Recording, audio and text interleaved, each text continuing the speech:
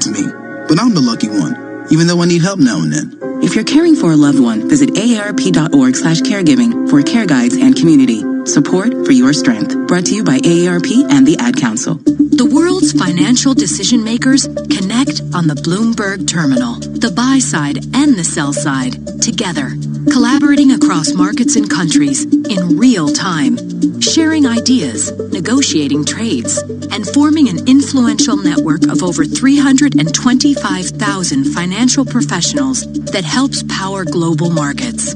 Isn't it time you join them? Request a demo at bloomberg.com/professional.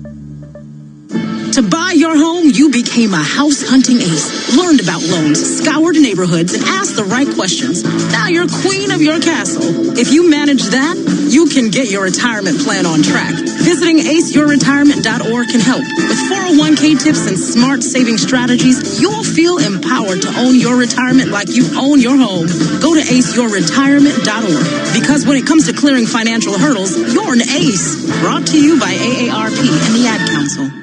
Are you interested in it? For more than 20 years, ASDA supported our communities. We've raised over £23 million for Fair Share and the Trussell Trust. And recently, we've donated supplies to frontline NHS workers and carers. We've always been proud to serve those around us. Visit asda.com/creating change for better. ASDA, we're all in this together. TSB believe in people helping people. That's why they've created TSB Smart Agent, a new secure way for TSB to answer your personal and business banking questions online. Find out more at tsb.co.uk. Automated service available 24/7. TSB partners available 9 a.m. to 4:30 p.m. Monday to Friday. Where will 2020 take you? Somewhere where people care about each other, about our planet, about creating a better world for everyone, and becoming the best versions of yourselves. Join a community of like-minded individuals at the University of Winchester. Make sure to accept your offer by the UCAS deadline and visit our website to find out more. See the bigger picture. Be the difference. Go to winchester.ac.uk. This is an important update from the government about coronavirus. We all need to stay alert so we can control the virus and reduce the risk of infection. To stay alert, you must remain at home as much as possible. Work from home if you can. Limit your contact with other people. If you have to go out, keep your distance from others, 2 meters apart where possible. Continue to wash your hands regularly. Do not leave home if you or anyone in your household has symptoms. Stay alert. Control the virus.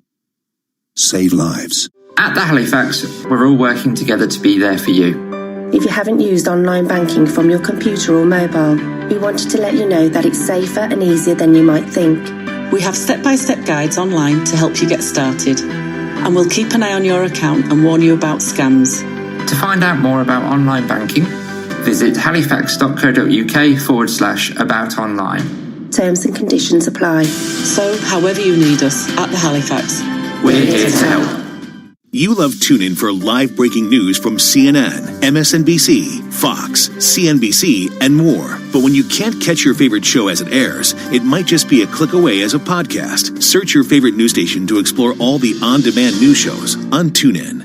Be part of the sports conversation with Sports Talk Radio on TuneIn. Join the discussion around your favorite local teams with sports stations broadcasting in your area. The game will be 185 to 183 and somebody wins, whatever. Football, it's either full go or it's not. You got it's thud. I can practice what they call Follow thud. national storylines and debates with ESPN Radio. Does the NBA have a hiring problem when it comes to front office jobs in the leagues and a minority hiring issue? Stephen A. chimed in on that today on First Take. It also resonates with me, Max. You can appreciate this position. One of the candidates was Brian Colangelo. We know what happened. I like Brian, but we know. And hear what's happening worldwide with international channels like Talk Sport. Seems as I'm sort of doing my life in reverse at the moment. I was on cricket tours when I was 20 years old, and now I'm 31. I'm sat at home injured playing PlayStation. So it's a tournament basically where you create your own character. In your backyard and around the globe. Keep your finger on the pulse of the sports world with TuneIn. Introducing a new podcast, ESPN Daily, hosted by me, Mina Kimes. When you want to go beyond your feed, when you want to get inside the score, When you want to get behind the highlight, there's ESPN Daily. Go deeper into the stories of the moment. Get the exclusive access and insider perspective that only ESPN can give you. The best sports story all day, 20 minutes a day, 5 days a week. ESPN Daily. Search ESPN Daily to listen. And breaking news 24 hours a day at Bloomberg.com, the Bloomberg Business app, and on Quick Take by Bloomberg. This is a Bloomberg Business Flash. And I'm John Tucker, the Bloomberg Newsroom, with this Bloomberg Business Flash. Red on the screen, definite risk-off day today. Stocks are falling in the U.S. after the number of Americans seeking unemployment benefits remained in the millions for an eighth straight week. It's so bad, it has nowhere to go right now except up. Meanwhile, President Trump also said he is looking at Chinese companies that trade on the New York Stock Exchange and the NASDAQ, but don't follow U.S. accounting rules. Now, of the 11 industry groups in the S&P 500, all are down today. We have the volatility index that is up 10%, 38.59 right now. And as we look at oil, that is higher. Brent crude, the international benchmark, up 97 cents a barrel, 30.16.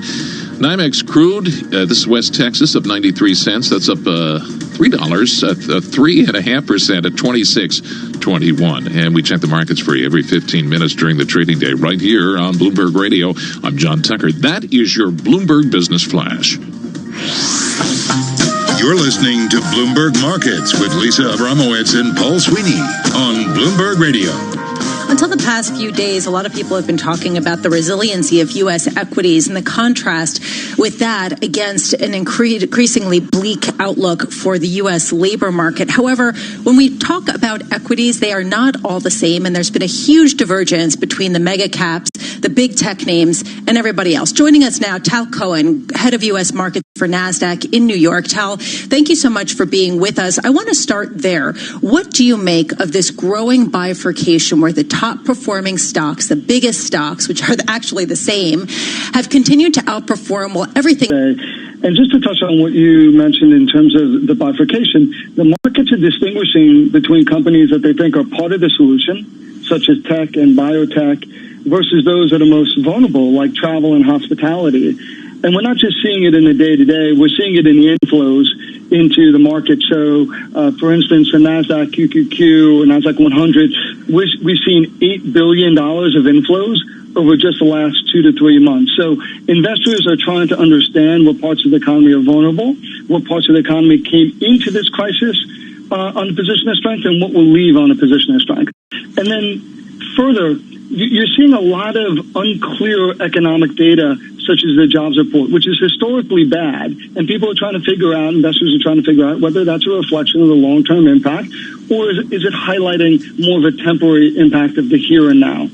And then finally, on a day-to-day basis, you can wake up one morning and you can hear conflicting data on the longevity of this health crisis, where some folks will come out and say it will last throughout the year. And then you can see news at the end of the day from a healthcare company talking about a potential vaccine or potential treatment. So I think the markets and investors are trying to make sense of all of that while understanding there are going to be different parts of the economy that will be impacted severely differently than others.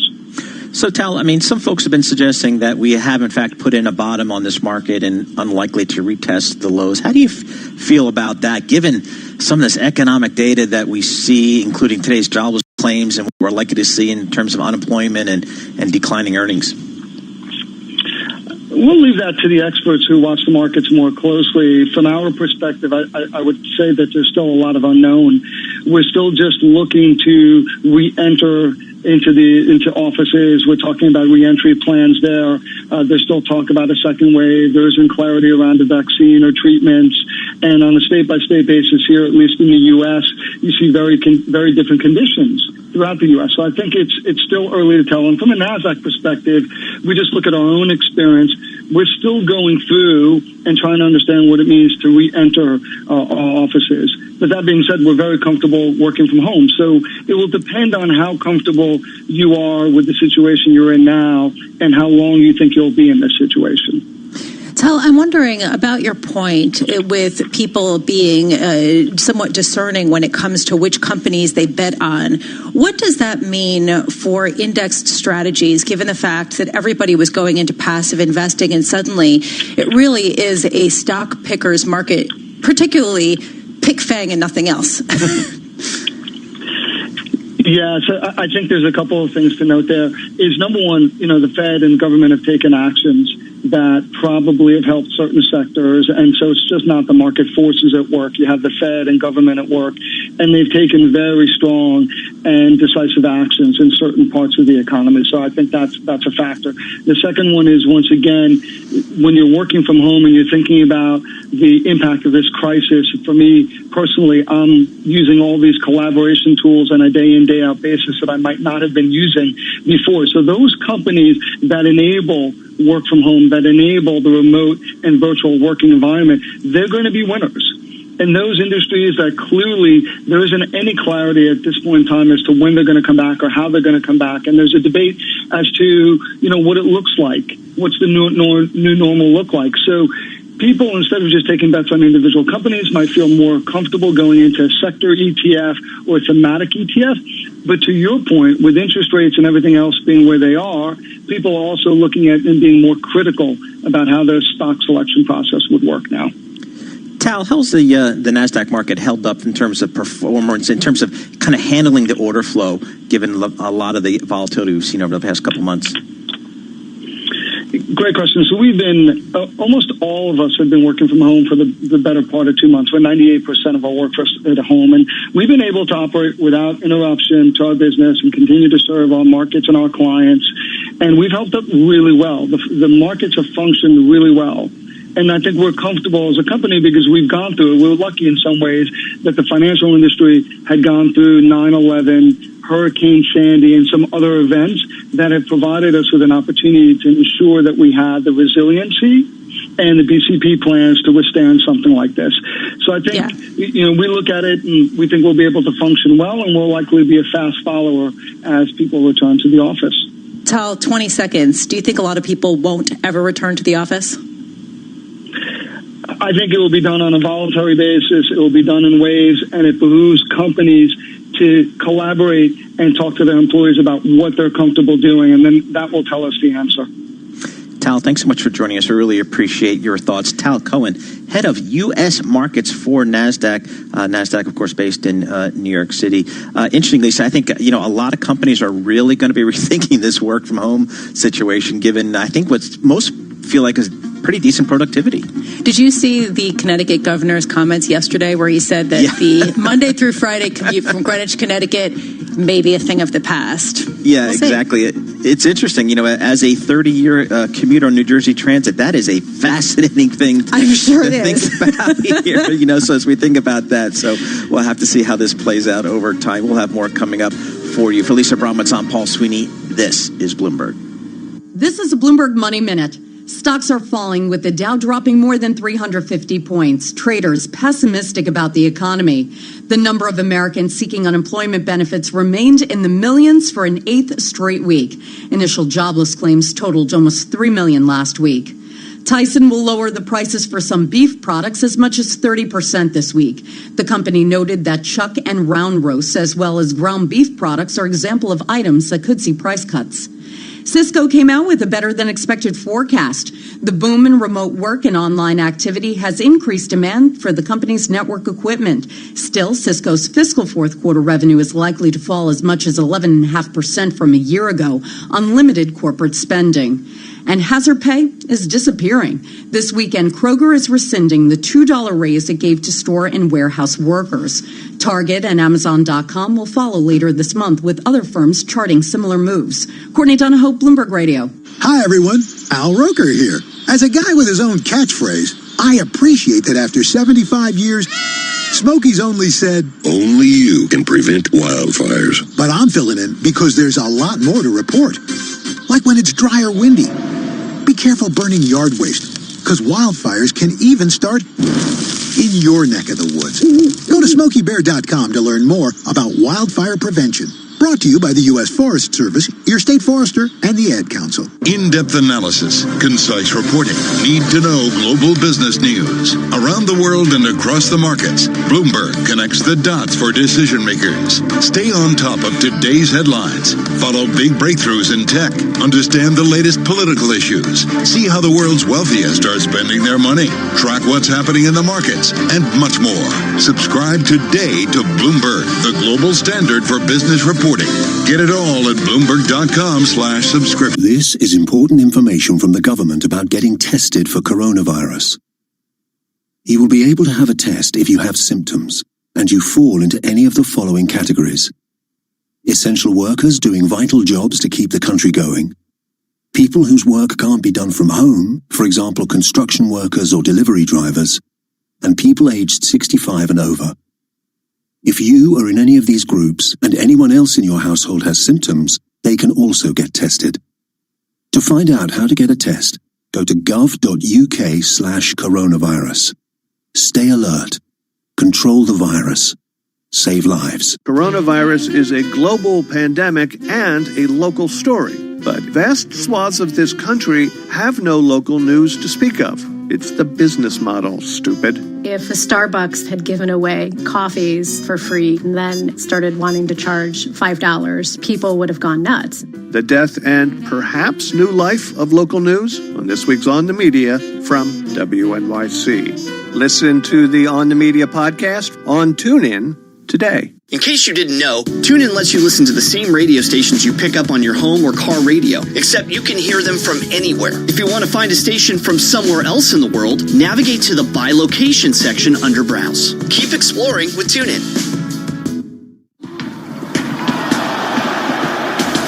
Hit the court anytime with these great NBA podcasts on TuneIn. The Low Post. So what struck you about this potential head-to-head matchup? What did we learn now that Zion is involved and LeBron and Zion go at each other for the first time? You know, I still think both teams have to figure out kind of who are their guys when they get into a fourth quarter. I think you saw that with both of them. There were some kind of odd moments. The Ringer NBA Show. Who ended up winning the thing. But I did watch for a little bit when it was DeAndre Ayton and Zach LaVine playing against each other. And then as the days went on, Devin Booker was involved. Tell me you've seen the clip of Devin Booker when I can't remember who his opponent was. Or the Haber Show. At the end, it's because I worked in the NBA in a front office, and when I was 14 years old, my family moved back from Sudan to America. I jumped high school here in New York Find these and more NBA podcasts right here on TuneIn. With the NHL season temporarily on ice, now is a good time to catch up on past games. With Game Replay on TuneIn, you can hear every matchup of the 2019-2020 season so far. And for a limited time, it's free for hockey fans everywhere. Search Classic Game Replays to start listening. Keep up with everything happening in the wild world of pro wrestling with a podcast on TuneIn. For expert analysis straight from the WWE to Steve Austin's no-holds-barred conversations with wrestling's biggest personalities, search sports and scroll down to the world of wrestling to listen. Get your MLB fix with these great podcasts on TuneIn. Fill your seventh inning stretch with the Ringer MLB Show. I just can't get over it. It's like, well, Jeter Downs. Didn't realize he was a top. Like, my dad is drinking the Kool-Aid on this. He's like, of course. Mookie was going to leave. I'm like, what do you mean? You don't know that. Slide into second with the Starting Nine podcast. Nolan Arenado slides right into the top spot for a favorite baseball player. Active in the league right now. It is a pleasure to be sitting next to you, sir. Thank you, man. I appreciate it. Thank you. This is we've been waiting a long time for this. We actually, in terms of like active round the bases with the Statcast podcast. Ways of going about it. I picked third, so in some ways it made it easier for me. Mike just to go over the first couple of picks. Mike took Barry Bonds, who I think was kind of the obvious guy to take number one. Not only catch these and more MLB podcasts right here on TuneIn. Broadcasting live from the Bloomberg Interactive Brokers Studio in New York. Bloomberg 1130. To Washington, D.C. Bloomberg 99.1. To Boston. Bloomberg 106.1. To San Francisco. Bloomberg 960. To the country. Sirius XM Channel 119. And around the globe. The Bloomberg Business app and BloombergRadio.com. This is Bloomberg Markets. Coming up on Bloomberg Markets, we're going to get a closer look at what to expect in the labor market, plus a look at pharmaceutical options as we look for a vaccine. Right now, however, let's get a check on the markets. John Tucker has that for us with the Bloomberg Business Flash. John. Hey, good morning, Lisa. Well, you have the coronavirus, and now you can add to that trade tensions. It's a formula that adds up for a lot of red on the screen today. The Dow Jones Industrial Average, 1.3% lower, down 307 points, but that's off the worst level of the session right now, 22,924.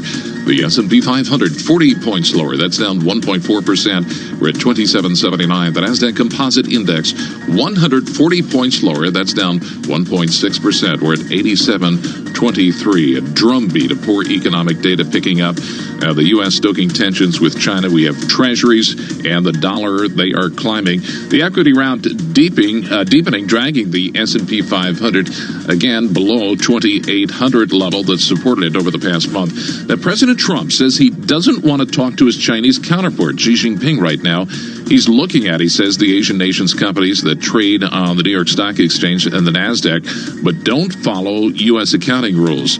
And there's that bleak report on U.S. jobless claims, adding to evidence that the recession is severe. Well, the rally in the S&P 500 that's looking increasingly shaky a few weeks ago proved to be a boon for underwritten stock offerings. They raised more cash in the past 3 days than in any week in 8 years.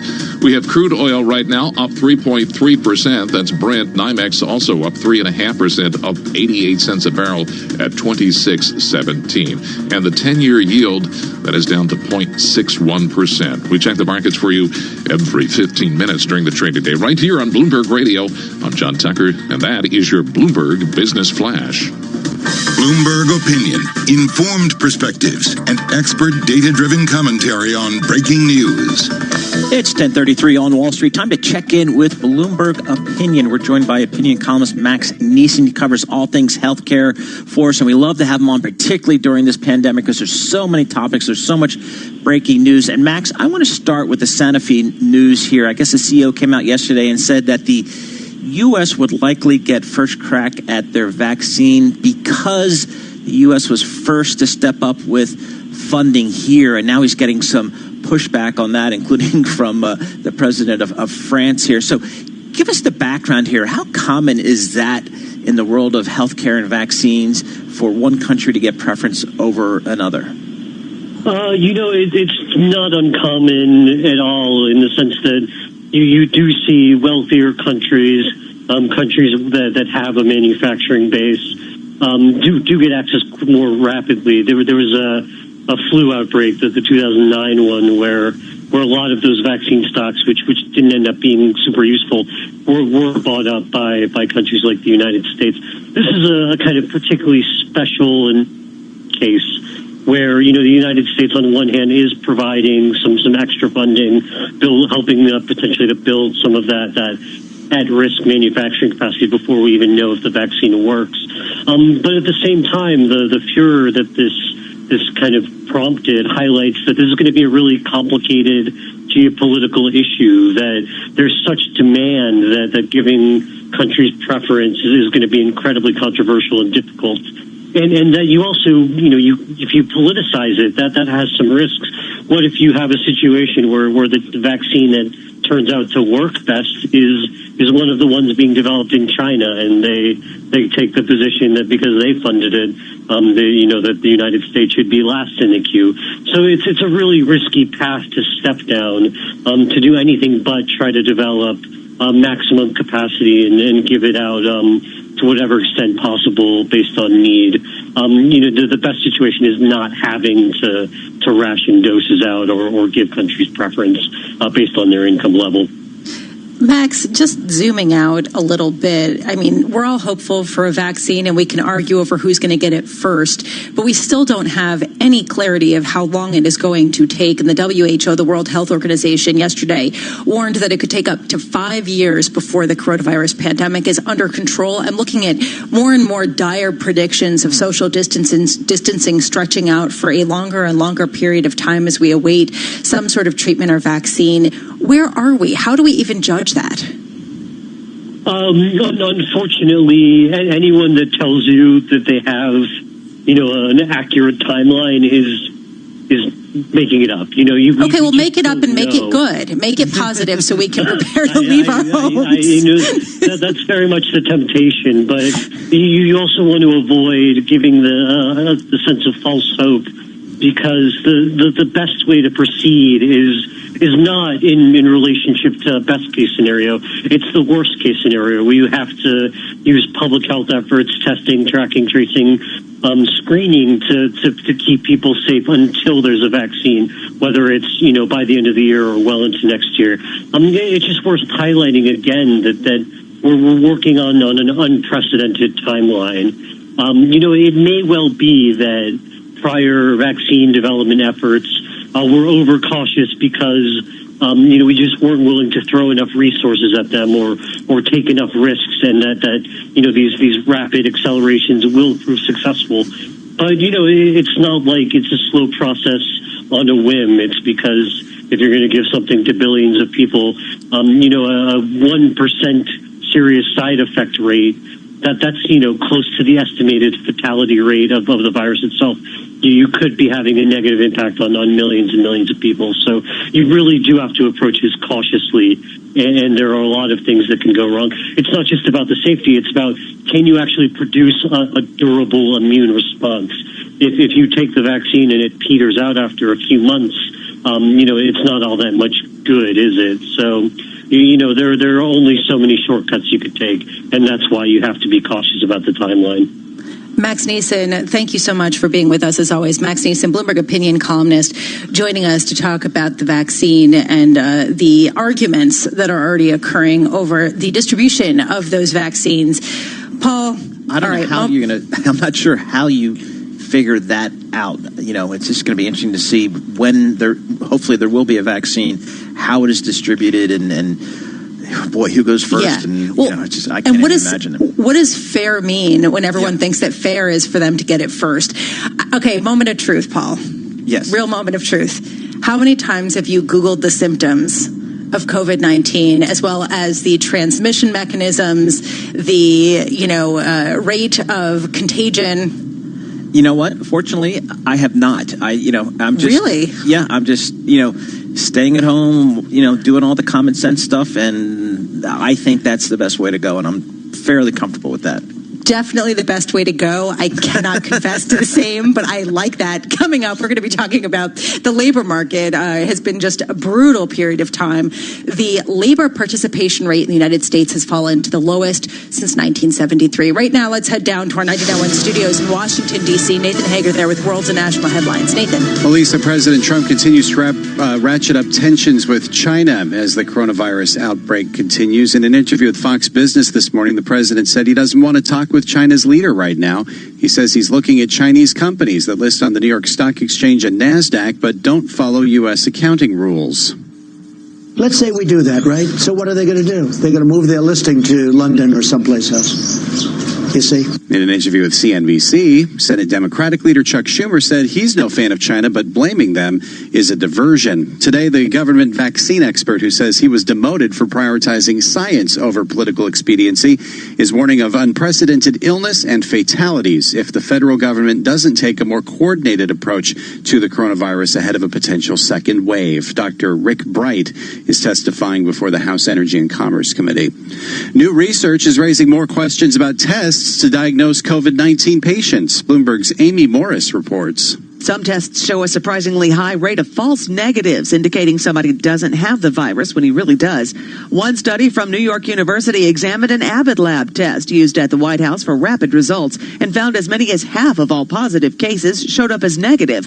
Abbott immediately disputed those results. A second analysis published in the Annals of Internal Medicine and authored by Johns Hopkins researchers suggests false negatives are especially likely before the onset of symptoms. In Washington, I'm Amy Morris, Bloomberg Radio. And documents obtained by the Associated Press show the former chemical industry executive now tapped to lead the Consumer Product Safety Commission was involved in shelving detailed CDC guidelines for reopening the country. Global news on air and on Quick Take by Bloomberg, powered by more than 2,700 journalists and analysts. 25 years ago, NJIT graduate Dick Sweeney co-founded Keurig Green Mountain. a company whose incredible innovations changed the way the world brews a cup of coffee.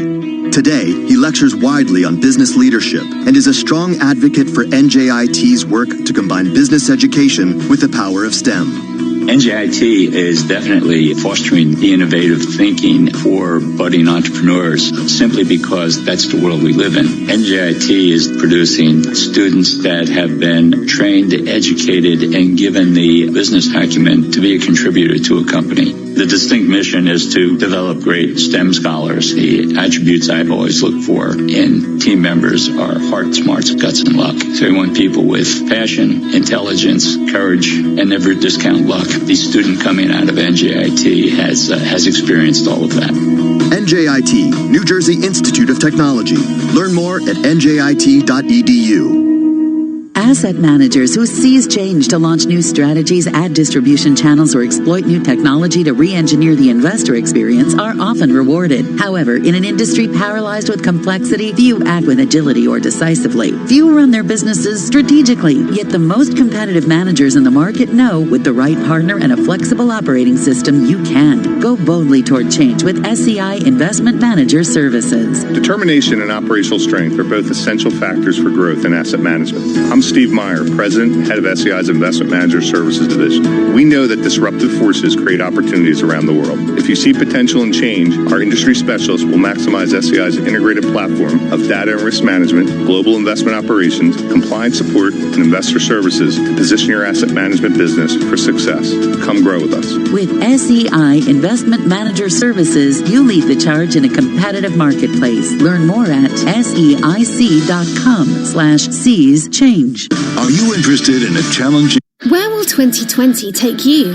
Somewhere where people care about each other, about our planet, about creating a better world for everyone, and becoming the best versions of yourselves. Join a community of like-minded individuals at the University of Winchester. Make sure to accept your offer by the UCAS deadline and visit our website to find out more. See the bigger picture.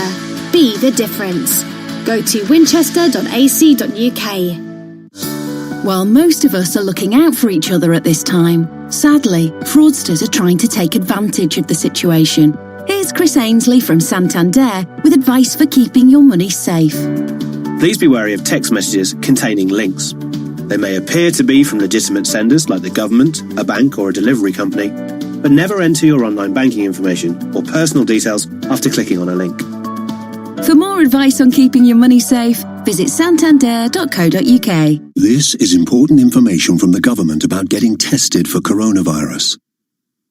You will be able to have a test if you have symptoms and you fall into any of the following categories: essential workers doing vital jobs to keep the country going, people whose work can't be done from home, for example construction workers or delivery drivers, and people aged 65 and over. If you are in any of these groups and anyone else in your household has symptoms, they can also get tested. To find out how to get a test, go to gov.uk/coronavirus. Stay alert. Control the virus. Save lives. Helen is dreaming of fighting a flock of 40-foot flamingos. But in reality, she's helping fight COVID-19 in her sleep. Like thousands of others, she's joined the Dream Team. By using the Dream Lab app, they're helping scientists speed up the search for potential treatments. I'll fight you. Keep fighting, Helen. Search Vodafone Dream Lab and join the Dream Team tonight. Dream Lab app is owned by Vodafone Foundation, an independent charity. Registration number 1089625. Full terms at vodafone.co.uk/dreamlab. Stay on top of everything happening in the pro wrestling universe with the Body Slamming podcasts on TuneIn. For passionate recaps of the most recent SmackDown to a pro wrestler's perspective on life and culture at large, search sports and scroll down to the world of wrestling to listen. Wondering what to play next? Want to know what other TuneIn listeners are listening to right now? Head to the trending section under Browse to explore the most popular stations and podcasts on TuneIn today. Millions of listeners like you can't be wrong. Be part of the college sports conversation on TuneIn. Hear the latest storylines around SEC football with the Paul Feinbaum Show. I distinctly remember when you were hired, and I must say most of us thought you were out of your mind. giving up. I wouldn't call it a cush job because you were traveling across the Get your college hoops fix with college basketball talk on NBC Sports. Headed by Shabazz Napier. That also included Amita Brima, who is in and around the NBA ranks right now, and DeAndre Daniels, who was the 37th pick in the 2014 NBA draft. So my question to you is... Or listen to the daily news from around the wide world of college football with College Football Live. I would go with Utah. I think Utah is the better team. And I know I'm talking to an Oklahoma guy, but listen, and it may be recency bias having watched Utah last week and doing that game, but I just think they're a more complete football. Discover these and more college sports podcasts right here on TuneIn. News 24 hours a day at Bloomberg.com, the Bloomberg Business app, and on Quick Take by Bloomberg. This is a Bloomberg Business Flash. And I'm John Tucker in the Bloomberg Newsroom with this Bloomberg Business Flash. We're being brought to you by SEI. Since its founding 50 years ago, SEI has provided investment managers and asset owners with robust infrastructure platforms and flexible outsourcing solutions. Go to SEIC.com/IMS. Stocks did open lower this morning as U.S.-China relations deteriorated. This came after President Trump said the information the administration had on China was, in his words, not good, and reiterated that he won't negotiate a trade deal, and mused also about what would happen if the ties with China were actually cut. Add to that the initial jobless claims. They came at 2.98 million today, with continuing claims at 22.83 million. That's actually below the consensus expectation. Tensions are also rising in France after Sanofi's CEO said the U.S. would get the COVID-19 vaccine first if successfully completed. Right now, the Dow Jones Industrial Average down 189 points. That's off the worst levels of the session, down 0.8%. We're at 23,062. The S&P 500 25 points lower, down 0.9 at 2794. The Nasdaq Composite Index 109 points lower. That is down 1.2%. We're at 87.57. The benchmark 10-year note yield, that is down to 0.61%. We check the markets for you every 15 minutes during the trading day, right here on Bloomberg Radio. I'm John Tucker. That is your Bloomberg Business Flash. This is Bloomberg Markets with Lisa Abramowitz and Paul Sweeney on Bloomberg Radio. Today we got yet another horrific number out of the initial jobless claims, and we are watching the jobless rate in the United States soar to levels unseen since the Great Depression. The question really is, how long will it take for the labor market to recover, and what will it look like when it does? And for answers, we turn to Hyde Park, University of Chicago, Professor Dan Black at the Harris School of Public Policy, also a senior fellow in NORC's Economic, Labor, and Population Studies Department. Dan, Professor Black, thank you so much for being with us. Let's just get started with how long you think it is going to take for us to see the number of individuals who are unemployed come down dramatically to levels more similar to what we've gotten used to. Well, I think it's going to be a long time, just with a great deal of uncertainty about it. We don't know how long this virus is going to be continuing, and until we have an idea about when we're going to be able to relax the restrictions that we have on economic production, it's very hard to say. But this is very high unemployment rates. You mentioned the Great Depression. We hope that's not the model, but hopefully we'll have a much stronger recovery than we did from the Great Depression. So, Professor, one of the concerns when you look at some of this unemployment data, particularly the data we got last week, is that the lower income jobs are getting impacted, at least initially, the hardest. And so I guess some of the concern is not just the absolute numbers of unemployed, but perhaps the economic impacts will actually widen the economic divide between the haves and the have-nots in this country that has been a growing issue. Is that a viable concern in your mind? I think it is. I mean, of course, everyone's getting hit hard, right? I mean, if you have a substantial portfolio, you've probably noticed it's not doing well. So, I mean, it's affecting all parts of the economy. But, of course, for people who are pretty well to do, having their portfolio tank for a while is inconvenient, but it's not, threatening their ability to feed their families. A lot of people losing their jobs are people in low-paying occupations, and for those people, this is a very severe problem. Local food banks here in Chicago are commenting that they're having just an influx of customers that they've never seen before. And so I think that's the real problem, is that we're very, very worried about our ability to protect these very low-income individuals. Professor Black, there's also a question, a more existential question about the fate of some of the service economy that really has provided jobs to a lot of the lower wage individuals, sort of replacing the manufacturing that seems to have disappeared or moved out of the United States. Where do you see those jobs ending up if it's not in high-touch service types of professions? Well, this could actually cause a growth in these sort of service occupations. A lot of us probably weren't used to getting our groceries delivered.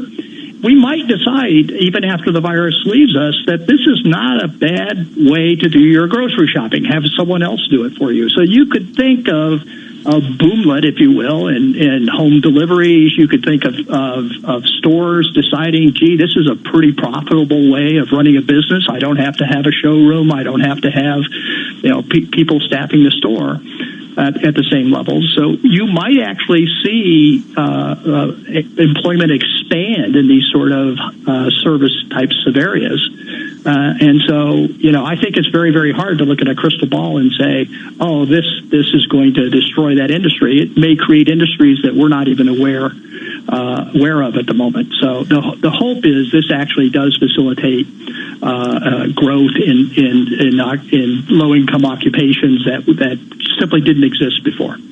So, Professor, one of the concerns about this pandemic and the economic impact is it's exposed some of the weaknesses, if you will, of the global supply chain. And there's calls for many industries to bring that supply chain closer to home, maybe onshore it a little bit. Do you think that's a trend that will develop? It could. I do think we're beginning to see what happens when you're very strongly exposed to a particular country. So if you have all your production taking place in China, and you mentioned the problems with Chinese-American relations at the top of the broadcast, that could cause you to rethink this. But the fundamental problem here, the reason why we're sending production to China, is that it's just so much cheaper. And so I don't think that's going to change, but you may see a more diversified portfolio of production facilities on the part of large businesess. And that may actually be a plus for a lot of people, not only in the U.S., but also in Latin America. Well, as one of the big questions that a lot of people keep asking is how much the pandemic will widen the gap between wealthy and poorer individuals in America. People saying that because the poorer areas have gotten hit that much harder, it's going to make it that much more difficult to close this gap. What do you foresee there? Well, I mean, that's interesting because, when you think of the area in the United States that's been hit the hardest, of course, is New York City and then the surrounding suburbs. And of course, while there are lots of low-income individuals in New York, I don't mean to say that. It is certainly an area that is a remarkable engine of growth for the U.S. economy. So, it may be actually that we see, if you talked about diversification of your offshore facilities, you may also want to diversify your internal production in the United States. And so this may actually create incentives to locate in smaller towns and cities across the United States. And so that actually may be a plus, right? We might actually see firms sort of look at this and say, the risk here of locating in a very, very large metropolitan area is much higher. We should think about going out to these smaller towns where the risk is not quite so high. Hey, Dan, thanks so much for joining us. We appreciate your thoughts and commentary. Dan Black, he's a professor at the Harris School of Public Policy at the University of Chicago, alma mater of our very own Lisa Abramowitz. I'm totally biased about the University of Chicago, but I will say this. They have put out some really good studies recently looking at the trends in the disparities of the people who've been hit hardest by the pandemic and related layoffs. It's been disproportionately women and disproportionately lower income. And this really raises questions about the composition of the recovery and how it's going to look. Yeah, and it really raises the issue, which has been a growing issue, obviously, in our society of the economic divide, the income inequality, if you will. And again, this pandemic has, as you mentioned, Lisa, has kind of hit some of the lower income folks a little bit harder than some others. So the question will be, how will this recovery play out? How will stimulus be allocated across economic groups? This is Bloomberg. Business is like a puzzle. Oh, just there, Dave. Smashing.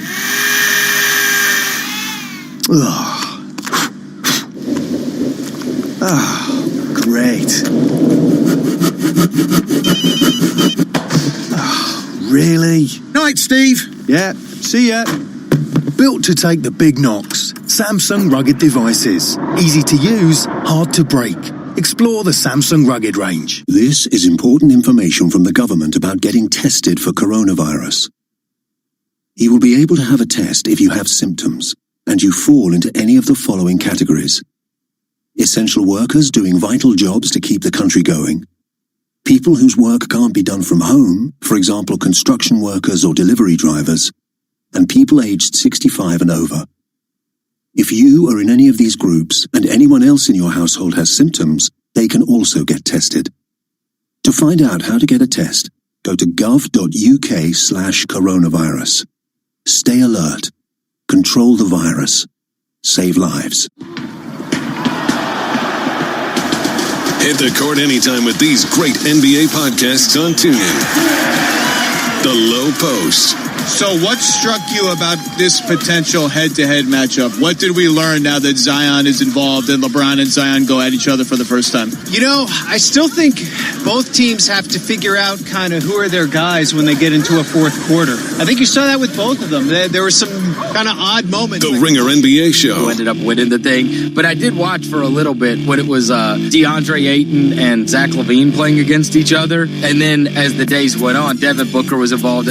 Tell me you've seen the clip of Devin Booker when I can't remember who his opponent was. Or the Haber Show. At the end, it's because I worked in the NBA in a front office, and when I was 14 years old, my family moved back from Sudan to America. I jumped high school here in New York Find these and more NBA podcasts right here on TuneIn. In case you didn't know, TuneIn lets you listen to the same radio stations you pick up on your home or car radio, except you can hear them from anywhere. If you want to find a station from somewhere else in the world, navigate to the By Location section under Browse. Keep exploring with TuneIn. Okay, here we go. With the NFL draft in the books and the schedule set, check out a TuneIn podcast for daily updates on the lead up to the 2020 season, like the Ringer NFL Show, where a rotating cast of Ringer experts talk with players, coaches, and special guests about the NFL landscape. A lot of the other teams that we consider... Or ESPN's NFL Live. If there are some delays because of the COVID-19... Search sports on TuneIn to explore these pods and much more. Financial capital of the world, 24 hours a day at Bloomberg.com, on the Bloomberg Business app, and on Quick Take by Bloomberg. This is Bloomberg Radio. This is Bloomberg Markets with Lisa Abramowitz and Paul Sweeney. How do you kind of view the volatility in the marketplace here? What are you looking at to give you some sort of compass through this period? Companies across the board, across industries, really trying to shore up their balance sheets. A lot of economists are just throwing up their hands and saying, we don't know. Breaking market news and insight from Bloomberg experts. There's only so much that you can speed up vaccine development. Because of all the dislocations, there's always relative value trades that you could be doing. This could be a U-shaped recession rather than a V-shaped recession. It's the uncertainty, I think, that is really spooking everyone. This is Bloomberg Markets with Lisa Abramowitz and Paul Sweeney on Bloomberg Radio. Coming up over the next hour, we're going to be speaking about how major U.S. companies have taken this rally in the equity market to raise money as quickly as they possibly can. Is that window closing? Plus, we'll take a look at big tech's role in tracing people to prevent the spread of the coronavirus. Right now, though, let's head over to John Tucker and get some numbers. John. Well, the numbers a little better. Actually, we're off the worst levels of the session right now, pairing those losses from today. And I'm going to credit the financials right now. Among the most actively traded stocks, you have those like Wells Fargo up 6.5% right now. Citigroup shares, they're up 1.9%. J.P. Morgan Chase, that's up 2.5% right now. Dow Jones Industrial Average, again, off the worst level of the session, down 90 points. That's a decline of 0.4% at 23,167. The S&P 500, 16 points lower right now, down about 0.6%. We're at 2804, right around that 2,800 level that has supported the broader index over the past month. NASDAQ Composite Index down 0.9%, down 81 points at 8782. Of course, we got that economic data today, the pandemic crushing America's labor market. States processed another 2.98 million jobless claims last week. That is actually bringing the grand total since March to 36 million. And you've heard it before, that rivals the Great Depression. A lot of today's claims are actually tied also to temporary layoffs. So maybe there's some hope there. More data suggesting the pandemic contributing to deflation, which can lead to economic atrophy. The import price index posting the biggest drop in 5 years in April. We have Brent crude up 4.4%. NYMEX crude right now up 4.5%. We're at $26.47 a barrel, and the benchmark 10-year yield 0.61%. We check the markets for you every 15 minutes during the trading day. Right here on Bloomberg Radio, I'm John Tucker. That's your Bloomberg Business Flash. Paul and Lisa. John and Tucker, thank you so much for that business flash. We appreciate that. We have the market selling off, as John just reported. Small cap stocks are actually underperforming once again. Let's get a sense of where the action is with the small and mid cappers. We welcome Bloomberg Stocks editor Dave Wilson. Dave, what are you looking at? It's definitely a familiar tale, Paul. You've got the Russell 2000 index down 1.25%, and the S&P 500's only lower by 0.5%. So once again, smaller companies with bigger losses, and the Russell's steepest drop belongs to Cytomix Therapeutics, whose ticker is CTMX. The cancer drug developer has declined 32.5%. H.C. Wainwright lowered its 12-month share price estimate by 25% to $12, and that matched the lowest target of analysts in a Bloomberg survey. Cytomix, by the way, at $9.77 as we speak. Virtusa, ticker VRTU, is down 27%. The technology consultant's earnings for the fiscal fourth quarter were well below analysts' average estimate in the Bloomberg survey. And Comstock Resources, ticker CRC, is also down 27%. Correction on the ticker, CRK. Sorry about that. The shale driller, controlled by Dallas Cowboys owner Jerry Jones, sold $200 million of shares. The proceeds will be used to pay off preferred stock. Now, the Russell's sharpest gain belongs to Allogene Therapeutics, ticker ALLO. The cancer drug developer has risen 29%. Early study results on a proposed blood cancer treatment were favorable. Dave Wilson, Bloomberg Stocks editor, thank you so much for being with us. And when we talk about the stock market, it's important to note that the largest companies have been in a massive cash grab. We've seen it in the debt markets and talked a lot about that, but we also have seen it in equity markets. Drew Singer joining us now, American equities reporter for Bloomberg News. And Drew, you've been looking into the equity raises that big companies have been doing amid the recent rally. What have you found? Companies and their largest holders this week have raised nearly $20 billion with a B dollars. That is the biggest week in the past, 8 years. That kind of times, interestingly, alongside warnings from Jerome Powell and Goldman Sachs that we might have some rough waters ahead in terms of equities. You know, you see companies buying back their shares, and you wonder if they time their buybacks correctly or if they're buying at the wrong time. Well, right now we have companies selling shares with their stocks up about 30% from their 2020 lows.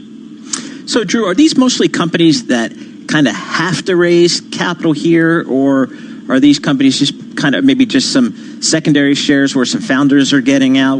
Are these primary offerings or secondary offerings? Most of these are primary offerings. There are some secondary share sales going on, so some of the company's top holders are definitely worth mentioning in this discussion. But most of the activity is from companies themselves tapping equity markets. Now, some of them are in a position where they kind of have to. We've seen recent deals from United Airlines, Norwegian, Carnival. Those companies, that they need the cash. You have other companies, especially from like the biotech space, they're maybe riding some strong data and they have a little more momentum behind them. And naturally, you're seeing those deals outperform the deals from the more distressed companies. I'm struggling to understand how these stocks are being received, especially since the companies that you're mentioning, Southwest, United, Norwegian, they've been raising money in the debt market too, and it's come at a really hefty price. We're talking about double-digit coupons with the price of the debt at a discount. In other words, we're talking 12, 13% yields on paper for 3 years. So are they getting good values, or is this just a desperate grab for cash to try to survive this period? That's a good question, because I think companies generally would prefer to raise cash while their stocks are near all-time highs, right? You want to sell high, buy low. These stocks are not near all-time highs. So if you're thinking about this from the perspective of the board there, this is probably not the best time to sell shares. I think there are some people who are surprised that these companies have to resort to tapping equity investors while their stocks were so low. Really interesting. Drew Singer, thanks so much for joining us. We appreciate your thoughts there. I mean, it's interesting to see, Lisa, we're 30% off the bottom prior to this 3-day downturn we've seen over the last few days, but still well below the highs here. So, I guess it's a question, if you're a buyer here, maybe I'm getting a stock at a pretty decent level relative to where it was a few months ago, but boy, it's tough to buy new stock here from some of these companies.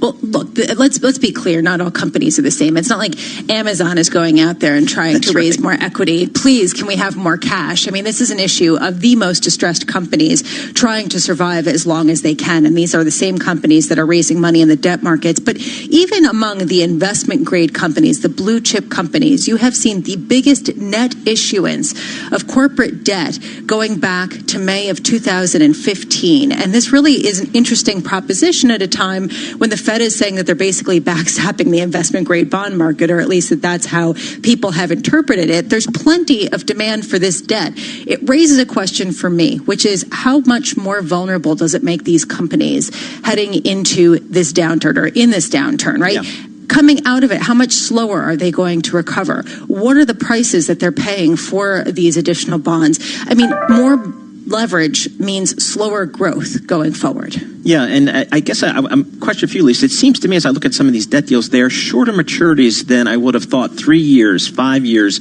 I guess these companies don't want to be locked into paying these higher rates for longer than they really have to.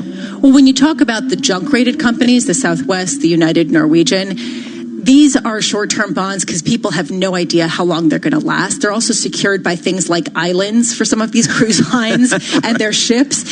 We saw the United deal fail because they tried to collateralize the debt with these older jets that people thought they'd end up having to destroy anyway, and said, no thanks, we don't think that that's viable collateral, and United dropped that. Their bonds are trading at distressed levels. American Airlines bonds are trading at 30 cents in the dollar. Basically, people are expecting them to file. So, or not expecting, but that's what's being priced in. And so they're borrowing in the short-term market in order to pay down credit lines with the hope of refinancing when things get better. This is a tightrope they're walking, and it is very dangerous. It really is. And it's interesting to see, kind of how these capital markets function here, both in the investment grade and the high yield side on the credit side, and then on the equity side, as Drew was just kind of mentioning, a lot of companies rushing to the market, trying to take advantage of a little bit of a pop in their stock off the bottom, get some fresh cash on the balance sheet to weather this storm. We'll have more on that coming up. This is Bloomberg. But first, let's go down and get national headlines in Washington, D.C. with Nathan Hager. Nathan, what do you have for us? Well, Paul, the top government scientist is saying the U.S. faces the darkest winter in its history if it doesn't take a more coordinated response to the next wave of coronavirus. Dr. Rick Bright is on Capitol Hill right now. He's the former government vaccine expert who says he was demoted for putting science above politics during the outbreak.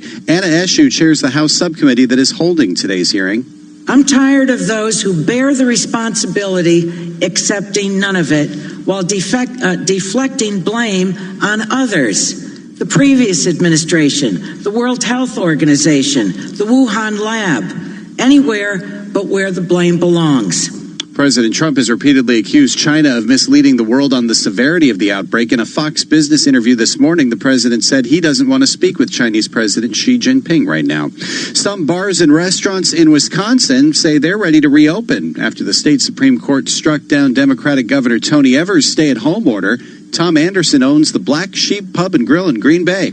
We're ready to put all our tables 6 feet apart. If we're at capacity and we have a waiting line, we're going to go with the WEDC guidelines of if one person stays and then the rest have to wait in their car. A divided 4-3 court ruled in favor of Republicans who challenged the state health secretary's extension of restrictions. In Italy, convicted mobsters who had been transferred from prison to house arrest to try to stem the virus are going back behind bars. The country's justice minister got heavy criticism after 370 gangsters and drug traffickers successfully lobbied for temporary release. Global news on air and on Quick Take by Bloomberg, powered by more than 2,700 journalists and analysts in more than 120 countries. You've always relied on Bloomberg's strong Asian presence. You didn't mention any particular areas in China. Let me just go to Hong Kong. And now you need it even more. Where are we in terms of understanding President Xi? Bloomberg Daybreak Asia. We're starting to see infections in some of the Asian countries. Tonight at 6 Eastern. Do you ever get the feeling some people just weren't prepared? On Bloomberg Radio, the Bloomberg Business app, and BloombergRadio.com. Bloomberg, the world is listening. There are everyday actions to help prevent the spread of respiratory diseases. Wash your hands. Avoid close contact with people who are sick. Avoid touching your eyes, nose, and mouth. Stay home when you are sick. Cover your cough or sneeze. Clean and disinfect frequently touched objects with household cleaning spray. For more information, visit cdc.gov/COVID-19. This message brought to you by the National Association of Broadcasters and this station. Bloomberg and Eaton Vance are proud to present a Boston Pop salute to our heroes. This Independence Day, the orchestra's 4th of July tradition continues. The program will feature guest artists, highlights from past fireworks displays, new music paying tribute to the heroes of the current health crisis, and honoring the memories of those we have lost. Watch and listen Saturday, July 4th, starting at 8 Eastern, exclusively on Bloomberg Television and right here on Bloomberg Radio. The possibility of lung cancer can be pretty scary, especially if you're one of approximately 8 million current or former smokers at high risk. That's why SaveByTheScan.org wants you to know that now there's a breakthrough low-dose CT scan that can detect lung cancer early, and it only takes 60 seconds. You stop smoking, now start screening. For an easy quiz to see if you're eligible, visit SaveByTheScan.org. It could save your life. SaveByTheScan.org is brought to you by the American Lung Association's Lung Force Initiative and the Ad Council. In-depth analysis, concise reporting. This is important information from the government about getting tested for coronavirus. You will be able to have a test if you have symptoms and you fall into any of the following categories: essential workers doing vital jobs to keep the country going, people whose work can't be done from home, for example, construction workers or delivery drivers, and people aged 65 and over. If you are in any of these groups and anyone else in your household has symptoms, they can also get tested. To find out how to get a test, go to gov.uk/coronavirus. Stay alert. Control the virus. Save lives. Hit the court anytime with these great NBA podcasts on TuneIn. The Low Post. So what struck you about this potential head-to-head matchup? What did we learn now that Zion is involved and LeBron and Zion go at each other for the first time? You know, I still think both teams have to figure out kind of who are their guys when they get into a fourth quarter. I think you saw that with both of them. There were some kind of odd moments. The Ringer NBA Show. Who ended up winning the thing. But I did watch for a little bit when it was DeAndre Ayton and Zach LaVine playing against each other. And then as the days went on, Devin Booker was involved. Tell me you've seen the clip of Devin Booker when I can't remember who his opponent was. Or the Haber Show. At the end, it's because I worked in the NBA in a front office, and when I was 14 years old, my family moved back from Sudan to America. I jumped high school here in New York Find these City. and more NBA podcasts right here on TuneIn.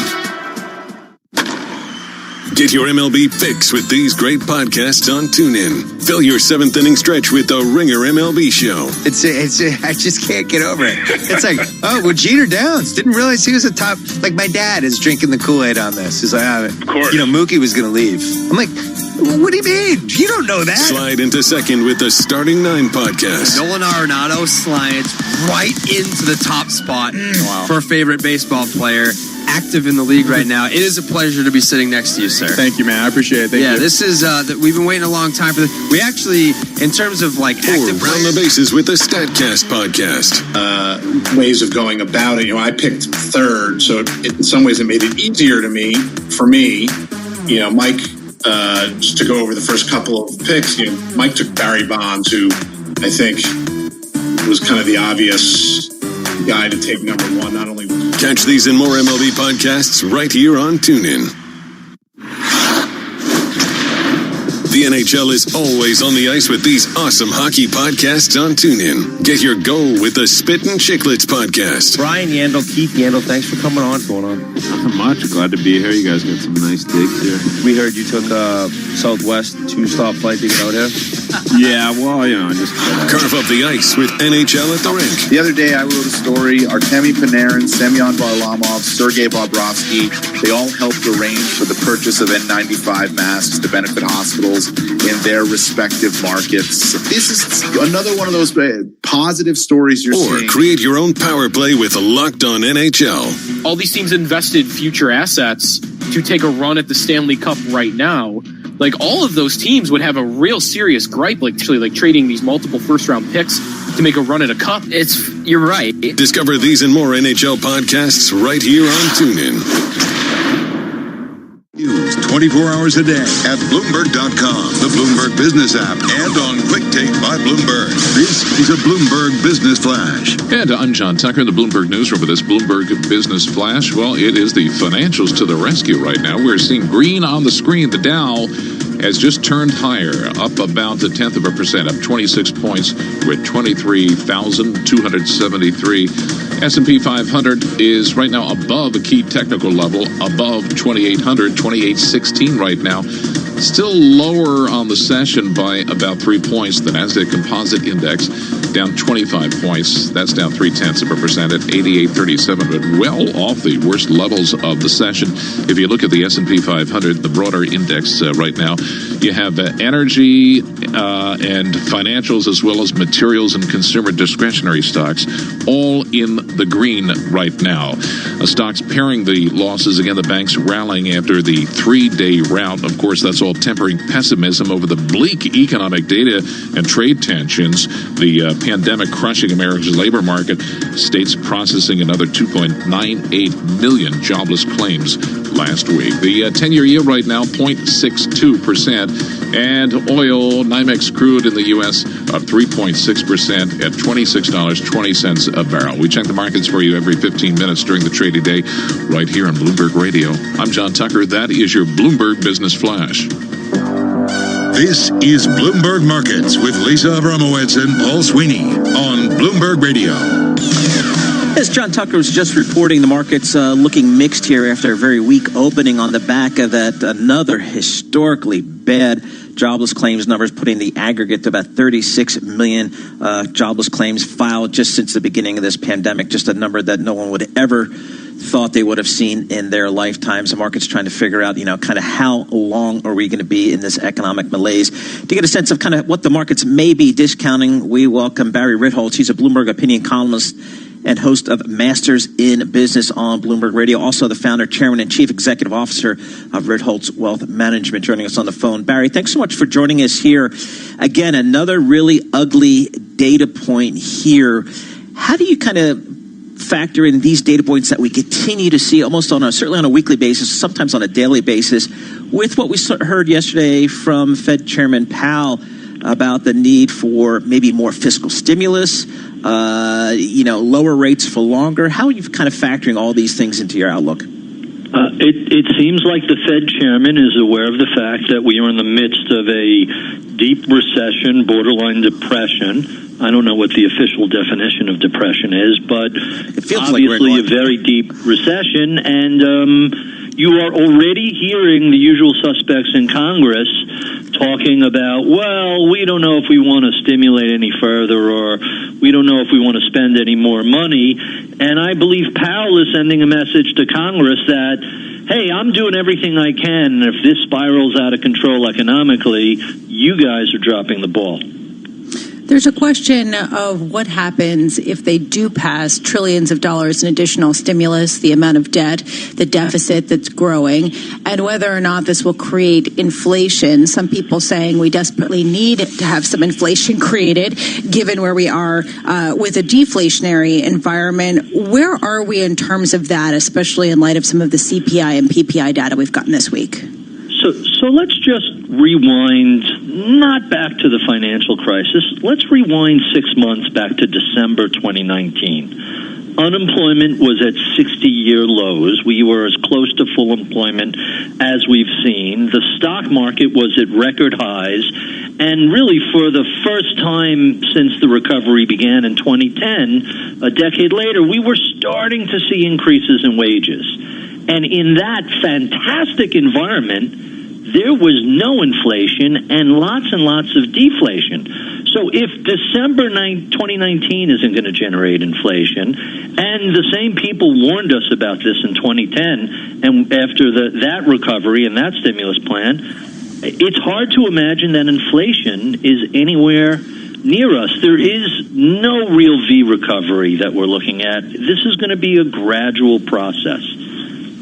Barry, the Fed chairman yesterday seemed to put the kibosh on negative rates. What are your thoughts there on negative rates? We've seen the history with Japan and Germany and Switzerland and things like that. What's your view? So there are two things I think we really have to keep in mind about negative rates, and one is a little more esoteric than the other. The esoteric issue is that all of the financial models we've built do not anticipate negative rates ever occurring. In fact, a lot of these models break when rates go negative. So that's number one. The less esoteric answer is, hey, Japan has been dallying with negative rates for a long time, and they've created a deflationary trap that predates the current issues.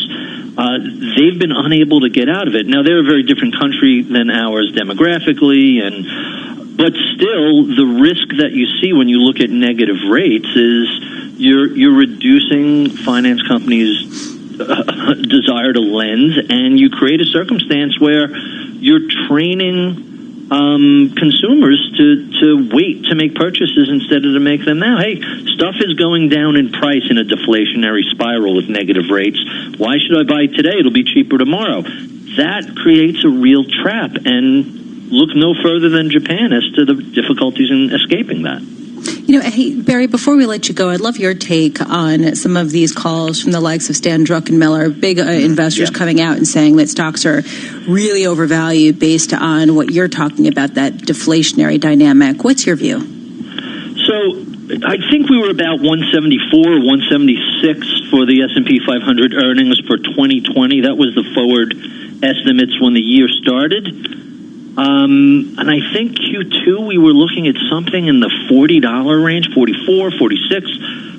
That's going to be zero. There will be no earnings this quarter, and we don't know, or $2 or $4, some ungodly. It's almost like valuation becomes irrelevant in that circumstance. You have to look past the valley to get to the other side. That's not to say folks like Druckenmiller and David Tepper, and I've read a few people talk about valuation as a problem, but I simply can't put a real valuation on stocks in a quarter where earnings are zero, and the visibility, not that visibility is ever great, but visibility is zero. So tell me what the next 4 quarters of earnings might be, and we could come up with a range. But at this point, it seems like everybody is just spitballing. Yeah, Barry Ritholtz, definitely the faith-based market right now. Barry Ritholtz, Bloomberg opinion columnist and host of Masters in Business on Bloomberg Radio. Also founder, chairman, and chief investment officer of Ritholtz Wealth Management, joining us on the phone from New York. I got to say, that lack of visibility and the lack of earnings leading a lot of people to just say, it's got to get better than this. This is Bloomberg Markets. This is a Bloomberg Money Minute. Stocks are falling, but paring larger losses with the Dow down 30 points. Traders are looking closely at the economy. The number of Americans seeking unemployment benefits remained in the millions for an 8th straight week. Initial jobless claims totaled 2.98 million last week. The world's biggest cruise company plans to cut jobs, reduce salaries, and shorten work weeks. Carnival's trying to save cash. Like the rest of the cruise industry, Carnival suspended voyages in mid-March. Uber has issued new safety guidelines to make drivers and passengers feel more comfortable during the pandemic. It requires all people to wear face masks as the infection spreads around the world. And the pandemic will erase 4 years of global growth and may push 130 million people into poverty in the next decade. That's according to the United Nations. The new study estimates that the outbreak will cut $8.5 trillion from the global economy. Courtney Donahoe, Bloomberg Radio. Tom has been a teacher for over 40 years. One day, I think one of the students had asked the question and he didn't remember the answer. And I also noticed that he was letting his class out earlier than they were supposed to let out. I was really starting to worry. Levi and I talked about how it would change our lives, but he was there beside me. When something feels different, it could be Alzheimer's. Now is the time to talk. Visit alz.org/ourstories to learn more. A message from the Alzheimer's Association and the Ad Council. Are you interested in a challenging and exciting career? One where you can be part of solving complex challenges across industries and geographies.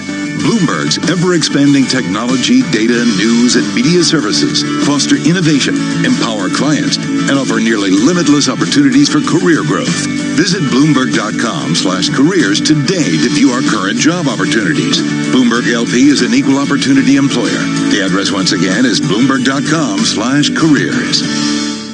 Bloomberg and Eaton Vance are proud to present a Boston Pops. Did somebody say just eat? Me, get delivery like a G. See, hungry dogs gotta eat. I get mines every day, every week. Chicken wings to the crib, I'm sitting in.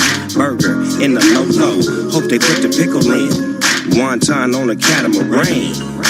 Oodles and noodles, thank you, my man. JUSTEAT. Somebody say just eat. Did you know that players of People's Postcode Lottery have raised over £500 million for charities and good causes? They've also won £63 million in prizes so far this year, and it could be your postcode next. Visit postcodelottery.co.uk/radio before midnight on the 21st of May to play in the June draws. PPL manage lotteries on behalf of good causes. 16 plus. Conditions apply. Play responsibly. A half-price dream holiday, wouldn't want to miss that. A takeaway for free, wouldn't want to miss that. And 30 gigs data for just £10 a month on Smarty Mobile. You definitely don't want to miss that. Our Smarty SIM comes packed with 30 gigs of data and unlimited calls and texts for just £10 a month on a 1-month plan. That's why Smarty won Best Value SIM-only network in the U-Switch Mobile Awards 2020. Don't miss out. Search Smarty Mobile. Smarty. Simple, honest mobile. Smarty.co.uk. This is a message from the government about the emergency measures to support the economy during the period of disruption caused by the coronavirus. To help you, your business, and your workers affected, you can apply for cash grants, business rate holidays, statutory sick pay relief packages, as well as the coronavirus job retention and self-employment income support schemes. For information, go to gov.uk/business-support now. Picture in your mind a stylish Audi with striking LED headlights, sporty alloy wheels, and some of our most advanced features, including a 10-inch digital cockpit and smart assistant systems like lane departure warning. Picture what that Audi looks like. Now think smaller. The Audi A1. It's not a small car, it's a small Audi. Visit audi.co.uk. Audi. Vorsprung durch Technik. For more than 20 years, Asda supported our communities. We've raised over £23 million for Fair Share and the Trussell Trust. And recently, we've donated supplies to frontline NHS workers and carers. We've always been proud to serve those around us. Visit asda.com/creating change for better. Asda, we're all in this together. Hi, I'm Dan from NatWest Manchester branch. We know life's hard right now, but if coronavirus has affected your finances, we're doing our best to make things easier. If you're a personal customer, you can request a 3-month payment break if you're struggling with your mortgage, loan or credit card. Or if you need help with an existing arranged overdraft, you could get £500 interest-free for 3 months. Remember, Every one of us is here to support you. There are lots of ways we could help. Search NatWest Coronavirus. Eligibility and conditions apply to payment breaks. Overdraft up to your agreed limit if lower than £500.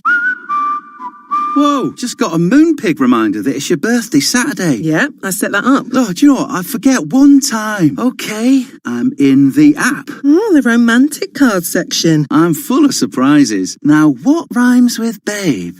How about just uploading a nice pic?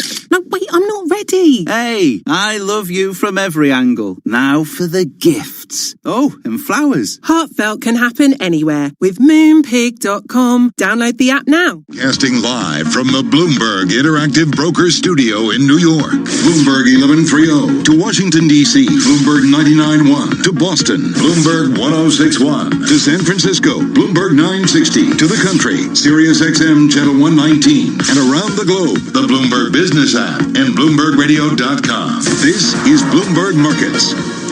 Testing and tracing, that is the next step in containing this virus. Coming up, we're going to look at how big tech plans to help in that. Plus, we'll get the latest on the on-again, off-again relationship between the U.S. and China. And guess what? It's not really that good right now. But first, let's go to John Tucker of Bloomberg News for a Bloomberg Business Flash. John, what do you have? All right, Paul, the bull-bear tug-of-war remains as strong as ever, but a little head-scratching going on here today. The Dow Jones Industrial is well off the lows of the session. It was in the green for a bit there. Right now, down 66 points. That's down 0.3%. The S&P 500 above that key technical level. It's right now at 2805.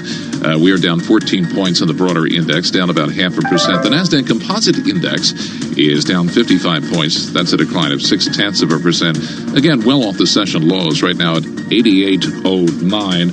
We have a rally in financial companies helping lift stocks today. Financials, one of two groups in the S&P 500 that are in the green right now, the 11 industry groups. Again, the 2800 level for the S&P 500 that has supported it over the past month. Some of the things traders were looking at earlier today, President Trump saying he doesn't want to talk with his Chinese counterpart Xi Jinping right now, and is looking at the Asian nations company that trade on the New York Stock Exchange and the NASDAQ, but don't follow U.S. accounting rules. We also had that bleak report on U.S. jobless claims. America's labor market is still being crushed. States processing another 2.98 million jobless claims last week. That brings the grand total since March to 36 million, and that, of course, rivals the Great Depression. We have Brent crude right now up 3.2%. That's up 91 cents a barrel at $30.10 a barrel. NYMEX crude up 78 cents right now at $26.08 a barrel. The 10-year yield is down to 0.60%. And we check the markets for you every 15 minutes during the trading day right here on Bloomberg Radio. I'm John Tucker. That is your Bloomberg Business Flash. This is Bloomberg Markets with Lisa Abramowitz and Paul Sweeney on Bloomberg Radio. When we talk about reopening economies, a lot of it has to do not only with testing, but tracing. This raises a whole host of questions. Who will do the tracing? How will they do it? What kinds of personal privacy issues does this raise? And how organized is the United States? Not to mention who pays for it. Joining us now to answer all of these questions completely and fully is Tay Kim, technology columnist for Bloomberg Opinion. No pressure or anything, Tay. Let's get started with big tech and how they have offered to help track and trace everybody in order to prevent the spread of the coronavirus.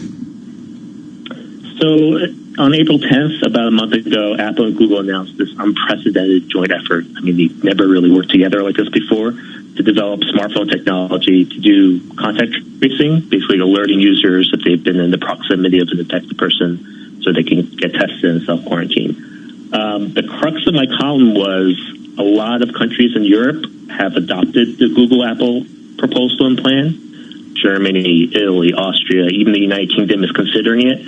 And I'm a little worried that the U.S. is not doing anything on a national basis. President Trump, days after it was first announced, that it looked great, but he needed to talk to all these experts, and he's going to make a decision in the ensuing weeks.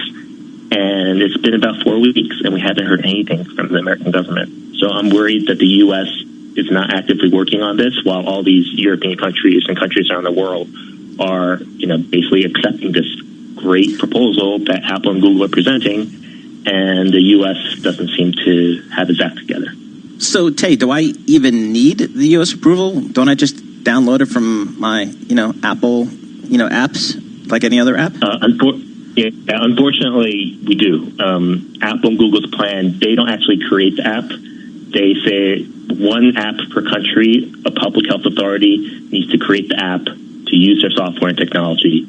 And for it to work, it really has to be a national app because everyone has to get involved. We have to have this shared civic duty to do it. It looks like in the U.S. we have like Utah's making an app, North Dakota. I mean, a state-by-state thing is not going to work. We need the whole country to get behind it. And for that to be effective, we need the president, we need the federal government to be behind it and basically say, this is a great idea. Let's have the CDC or the NIH put out an app so everyone can use it. But I just don't see that happening here. And I'm very worried that we're not going to use this effective tool to really... We need to fight this virus with every tool we have. It's a public health crisis, and we're not doing it. So, Tay, what's the main opposition to this? Is it a security issue, an independence issue, or is it a lack of organization issue? I think a lot of it is just people are really worried about kind of health and privacy. Big technology companies, their reputation has been getting hit the last few years, especially after the whole Facebook stuff a couple of years ago with Cambridge Analytica.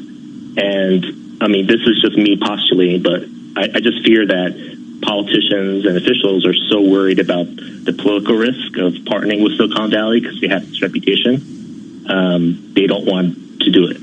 And the issue is this Apple-Google plan is actually a really good plan. They vigorously designed it to protect consumer privacy.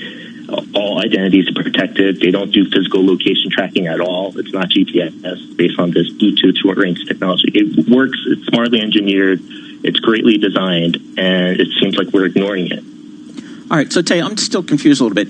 Who has created this app? Is it the Apple-Google consortium, or is it the U.S. government? And what's the role of these tech companies? So what Apple and Google is doing is they're installing. They're going to create at the middle of this month the software API that allows public health authorities to create apps that can do the contact tracing. So Apple and Google are kind of creating the programming APIs to let a public health authority create an app. So Apple and Google aren't creating an app. They're kind of doing the groundwork, infrastructure, software to let countries develop their own apps that can do the contact tracing. Okay, interesting. We'll have to see how this plays out. It's interesting because we've seen the European countries generally be more apprehensive about, giving out personal information and, whether it's related to advertising or anything. So it's interesting to see that they are perhaps out in front relative to the U.S. Tay, Kim, thanks so much for joining us, technology columnist for Bloomberg Opinion. I mean, I think clearly, Lisa, as you listen to Governor Cuomo and others talk about it, the next big step in combating the virus is, kind of tracking and tracing, testing and tracing, testing and tracing. Yeah, and the question is, how are they going to do that? I know that in New York City, they're hiring a whole host of people to help do that. The question is, how can you employ technology to help do that? I know that in South Korea, for example, you have to register yourself right away when you get off, and then you get tracked and traced, and the same kind of things have happened across Asia. I'm just wondering, what's the alternative? Yeah, I agree. I think, again, given the importance of kind of, tracing is going to be to really combating this and confronting it and beating it back, I think that's going to have to happen to some extent. But right now, let's head down to Washington, D.C. for World and National Headlines with Nathan Hager. Nathan, what do you have? Well, Paul, the scientist who used to head up federal vaccine development is warning of unprecedented illness and death from the coronavirus if the federal government does not coordinate its response to the second wave. Dr. Rick Bright is testifying on Capitol Hill about the whistleblower complaint he says cost him his job. The American healthcare system is being taxed to the limit. Our economy is spiraling downward, and our population is being paralyzed by fear, stemming from a lack of a coordinated response and a dearth of accurate, clear communication about the path forward. Dr. Bright has said he was demoted for putting science above political expediency during the outbreak. He says a 12 to 18-month time frame for a vaccine would be aggressive. Democratic activists and women's groups are urging Joe Biden to continue addressing a former aide's sexual assault accusation. They say if he just denies Tara Reade's claims and tries to move on, it could depress turnout among women voters in November.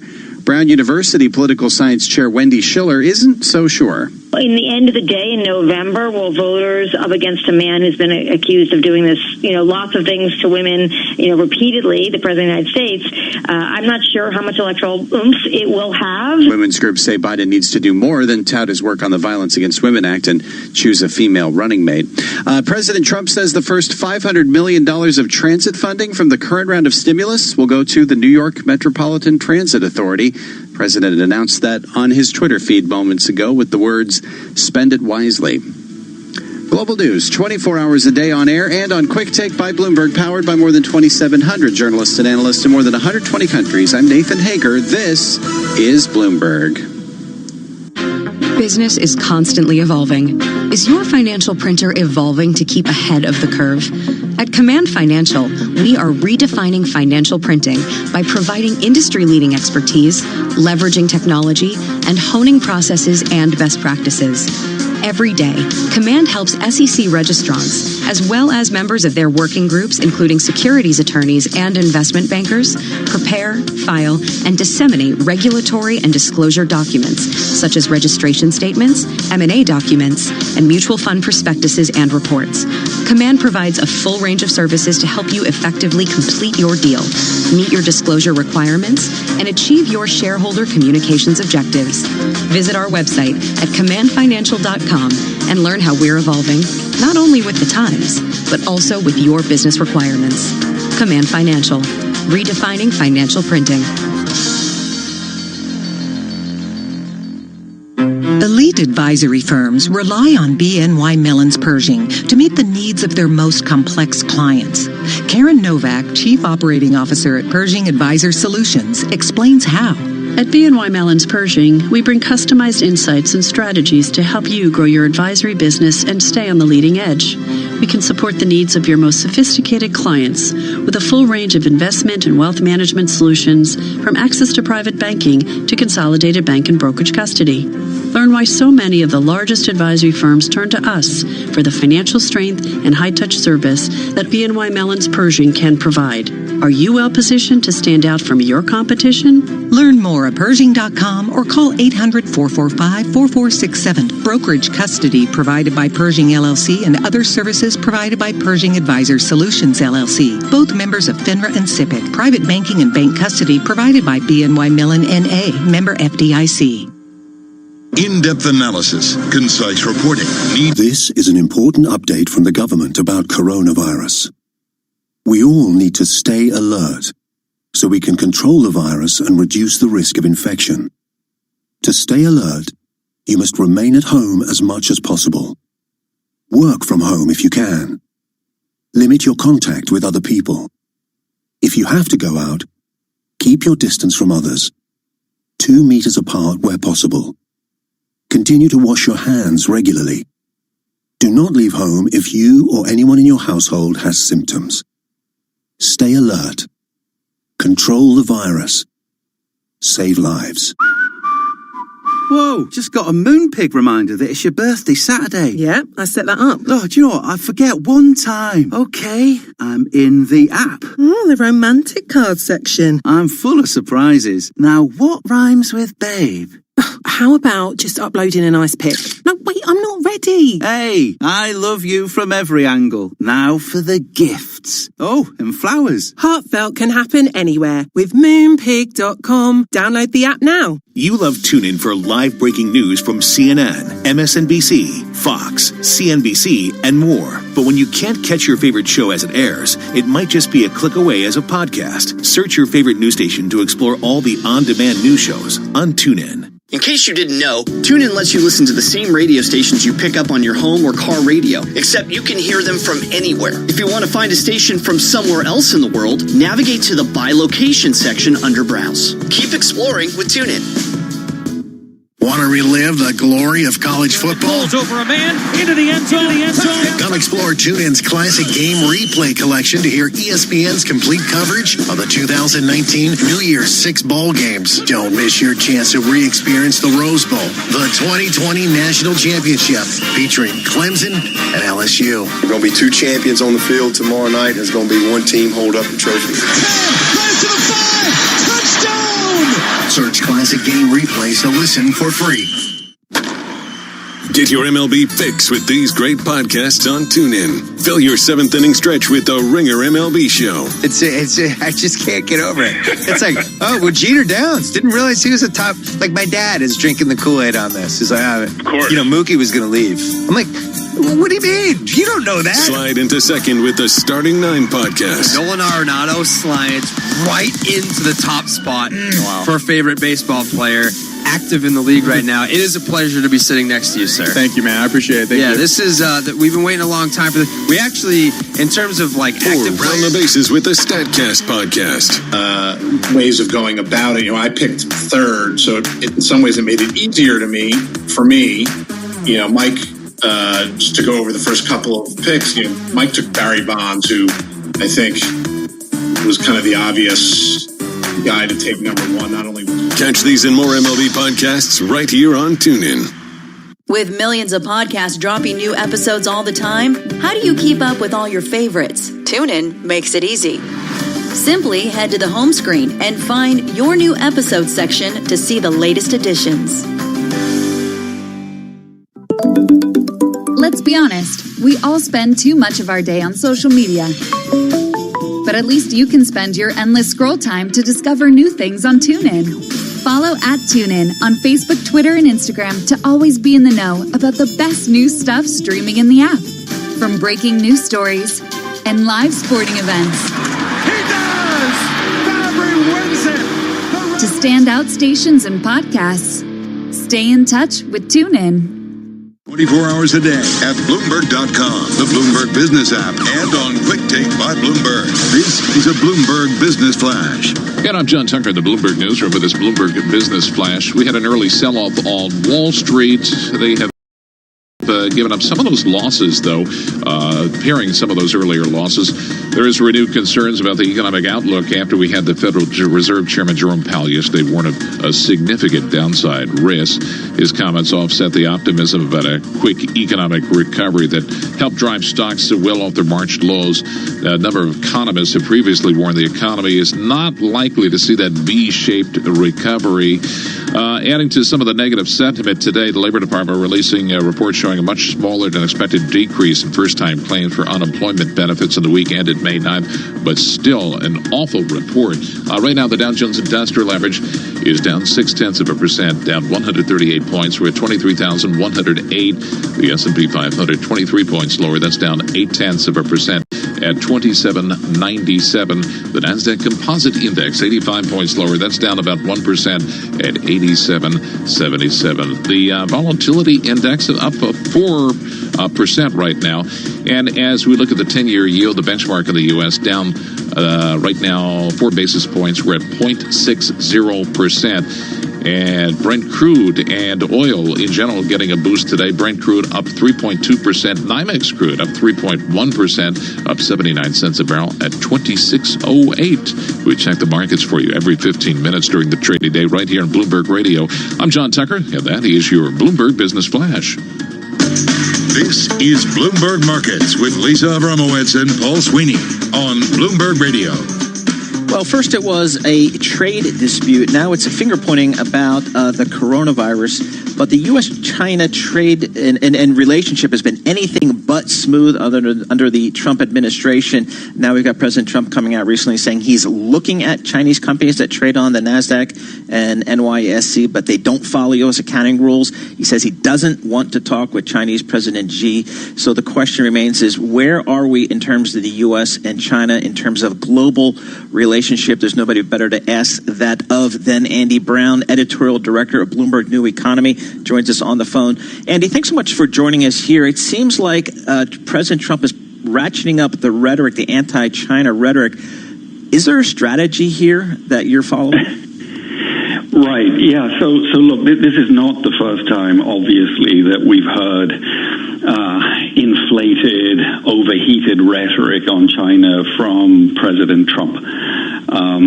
You'll remember in August last year, I think it was, where out of the blue he suddenly orders all U.S. companies to exit China and return to the United States. And companies at that time sort of scratched their heads and tried to figure out what he was talking. In fact, it was more a sort of verbal explosion than a serious declaration of intent. Still less was it a strategy. And I think you're seeing something of that here. I mean, obviously, at root, what he's trying to do is deflect blame for the coronavirus onto China.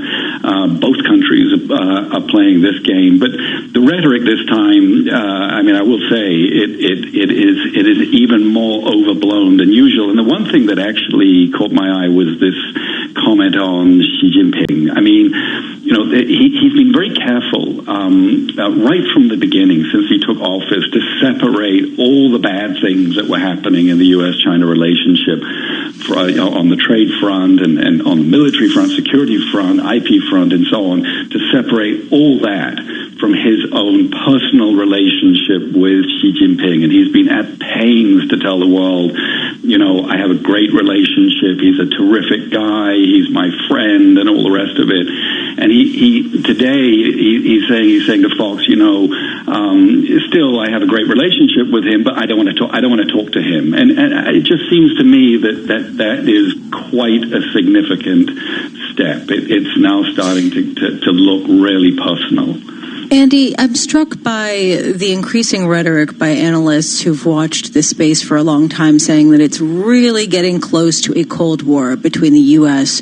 and China. And I'm wondering how much this is due to the pandemic and concerns about the transparency from China, and how much does this have to do with just this general feeling of anger toward the way that China has handled trade and a host of other issues? Well, there's been a reset, obviously, in the United States view of China. I mean, China is now quite explicitly, a competitor and an adversary, and everything flows from that. Coming into this pandemic, you had real decoupling taking place in areas of technology, in trade, in investment, in talent, the flow of people across borders, and coronavirus has added more poison to that well. And now you're starting. We talked earlier about the latest area of potential decoupling, which is in the financial sphere, and so you're hearing just yesterday, in fact, Federal Pension Fund under pressure from the White House announced that it was postponing a decision on whether or not to diversify into Chinese stocks. The White House is saying, why should American pensioners be supporting Chinese companies that are competing against U.S. companies and potentially ripping off their IP? Discussion about for instance whether the U.S. should renege on its debt obligations to China. This is sort of loose talk, but very, very dangerous loose talk. Andy, is there any sense that the medical community, at least, is working together on a global scale, U.S. and China, as it relates to this virus and potential remedies and vaccines, or is that also kind of on the back burner? Yeah, so you read about collaboration, and I'm sure that there is collaboration going on, in certain areas. But you also read about, vaccine nationalism and, China and the U.S. in a race to develop a vaccine. And, if China got it, would they make it available to the U.S. and vice versa? So, I mean, I think it's an area of some collaboration, but also potentially of competition.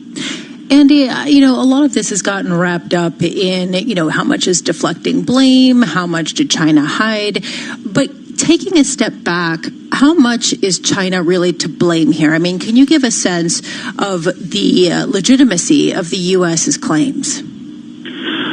Look, this whole issue about, where it came from. So, the science says it came from bats and was passed to humans through an animal. We don't know what kind of animal, and that's a question that demands urgent inquiry and answer, which is why it's so important, I think, to have a real independent international inquiry into what happened. But there is no evidence to support the Trump White House accusations that it came out of a lab, and I think the White House has now sort of abandoned it. About it was deliberate and so on. But they say that they've been, and just real quick, we've got 20 seconds left, but they've been talking about just a lack of transparency and how that's really hampered the ability to fight this pandemic. For sure it has. China stonewalled. China has stiff-armed the WHO and continues to deny access to WHO scientists, who are interested in figuring out where the origin of the virus. So there are legitimate complaints about China and its lack of transparency. Certainly in the early part of the early stages of the outbreak, it's equally true that the Trump White House ignored or did very little to prepare the United States for this coming pandemic during the entire month of February. What happened then? Andy Brown, some legitimate questions and ones we will continue to ask through the weeks and months ahead. Editorial director of the Bloomberg New Economy, joining us on the phone from New Hampshire. From New York, I'm Lisa Abramowitz with Paul Sweeney. This is Bloomberg Markets. In addition to Bloomberg Radio, you can catch the latest news and biggest newsmakers on Bloomberg Television. Look for us on DirecTV Channel 353 or check your local listings. Sometimes the simplest method is the best one. TSB believe in people helping people. That's why they've created TSB Smart Agent, a new secure way for TSB to answer your personal and business banking questions online. Find out more at tsb.co.uk. Automated service available 24/7. TSB partners available 9 a.m. to 4:30 p.m. Monday to Friday. This is important information from the government about getting tested for coronavirus. You will be able to have a test if you have symptoms and you fall into any of the following categories: essential workers doing vital jobs to keep the country going, people whose work can't be done from home, for example construction workers or delivery drivers, and people aged 65 and over. If you are in any of these groups and anyone else in your household has symptoms, they can also get tested. To find out how to get a test, go to gov.uk/coronavirus. Stay alert. Control the virus. Save lives.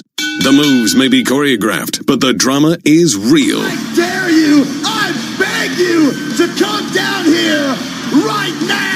Stay on top of everything happening in the pro wrestling universe with the Body Slamming podcasts on TuneIn. For passionate recaps of the most recent SmackDown, check out the What's Wrong with Wrestling show. And for a pro wrestler's perspective on life and culture at large, listen to Talk is Jericho. For these and more podcasts, search sports and scroll down to the world of wrestling. Be part of the sports conversation with Sports Talk Radio on TuneIn. Join the discussion around your favorite local teams with sports stations broadcasting in your area. The game will be 185 to 183 and somebody wins, whatever. Football, it's either full go or it's not. You got it's thud. They can practice what they call Follow thud. national storylines and debates with ESPN Radio. Does the NBA have a hiring problem when it comes to front office jobs in the leagues and a minority hiring issue? Stephen A. chimed in on that today on First Take. It also resonates with me, Max. You can appreciate this position. One of the candidates was Brian Colangelo. We know what happened. I like Brian, but we know. And hear what's happening worldwide with international channels like Talk Sport. Seems as I'm sort of doing my life in reverse at the moment. I was on cricket tours when I was 20 years old, and now I'm 31. I'm sat at home injured playing PlayStation. So it's a tournament basically where you create your own character. In your backyard and around the globe. Keep your finger on the pulse of the sports world with TuneIn. Bloomberg.com, on the Bloomberg Business app, and on Quick Take by Bloomberg. This is Bloomberg Radio.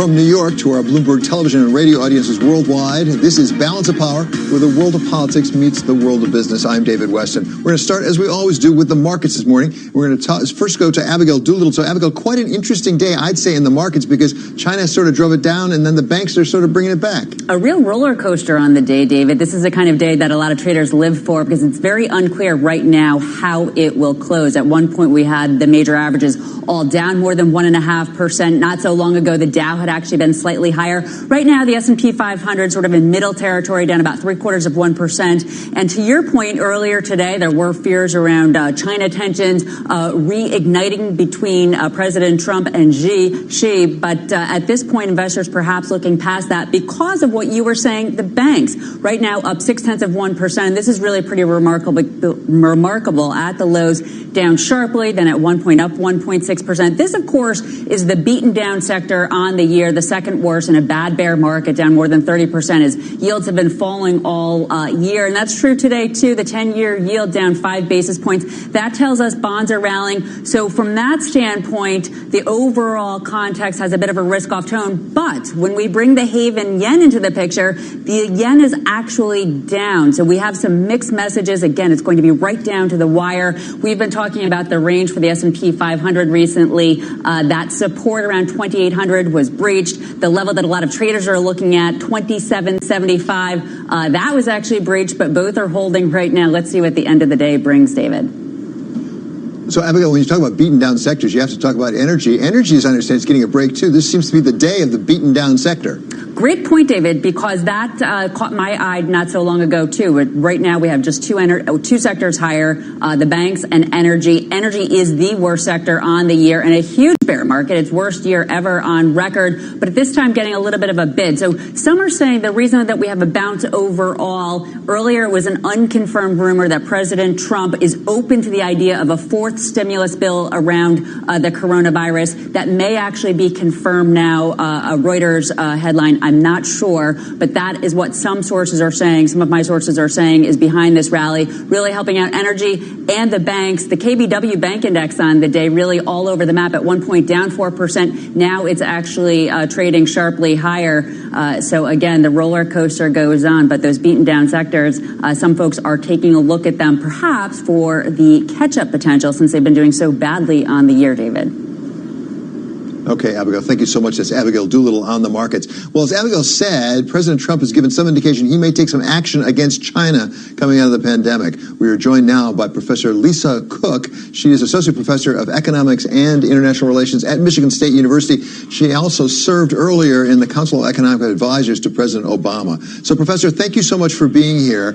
Give us a sense of how much it really might hurt China if, in fact, the president took some action so that, for example, they couldn't list their securities on exchanges here, or we didn't invest our federal pension plans in Chinese securities anymore.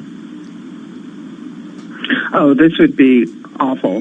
This would take the trade war to a very different level, and it could just be fratricide, a mutual suicide pact.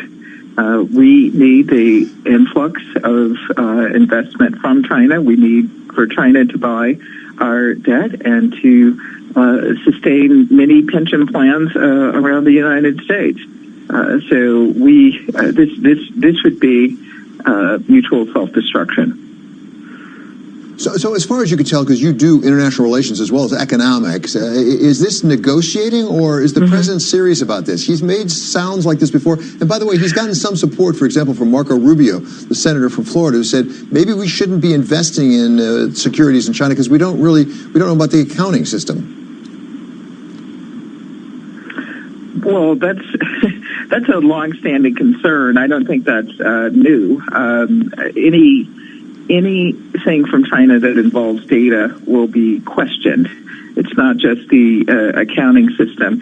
And I don't know exactly what Rubio's support actually means, but I think that this really isn't the time to heighten rhetoric.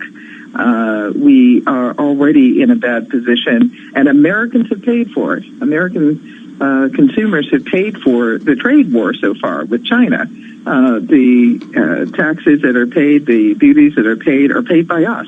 And if this escalates, that will be even worse. And we don't have the money to pay. So this could again be another version of assured mutual destruction. And I actually don't know what it means with respect to negotiations, because the pattern has been that something very stark has been announced and it doesn't come to fruition. So I just don't know where this sits, honestly, and I can't read his mind, and I don't know what kind of follow-up there will be.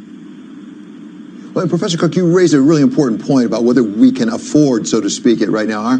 Our economy is not in great shape. That's an understatement. We got more jobless claims out of more than we thought we would, about 2.9, just under 3 million again this month. Give us a sense of where our economy is and what this sort of increasing barriers, whether it's capital flow or whether it's trade in goods, what it could do to our economy. It could really turn what investors and others thought would be a V-shaped recovery. Now, many of us thought that wouldn't be the case from the beginning, but still, that could really turn a V-shaped recovery into something that is much flatter and much more reminiscent of the Great Depression or of this last recession that we had. And that's what we want to avoid. Anything that exacerbates a quick recovery should be avoided. Trade war would certainly do that. But this is monumental. I mean, there aren't enough adjectives to describe what is happening and the speed with which it is happening. It's great that our economy is so flexible in so many different ways. This is one of the negative outcomes of it being so flexible, but job displacements would happen with such rapidity, and folks would be out of work. Demand would fall so incredibly quickly. And what needs to be done, as Jerome Powell was pointing out yesterday, is that there's got to be help from Congress. There's got to be help from the administration. The administration has got to support it. And it has to come quickly. The speed with which the crisis has happened has to be matched by speed on the reaction side. We can't be flat-footed like we were, or Congress can't be flat-footed like it was in 2008. It hasn't been so far, but this hesitation is what caused the hesitation in 2008, 2009 is what caused the prolonged recovery, especially with respect to unemployment for states and, mainly states and local entities. So I think that really has to be paid attention to. He's not exaggerating. Powell isn't exaggerating. I think that the magnitude of this crisis has come in the last few minutes. At least I saw that the Fed is contemplating not having a June update in its outlook, and that's really stark, because that means that there's so much uncertainty that it might not be useful to do so. But I've never heard of such an announcement being made. In my lifetime, I've never heard of such an announcement being made. So that says that things are really serious, and they don't want to alarm the public. They want to get a handle on the data before they announce anything or print anything. Yeah, so finally, Professor Cook, it's both alarming and uncertain, as you suggest.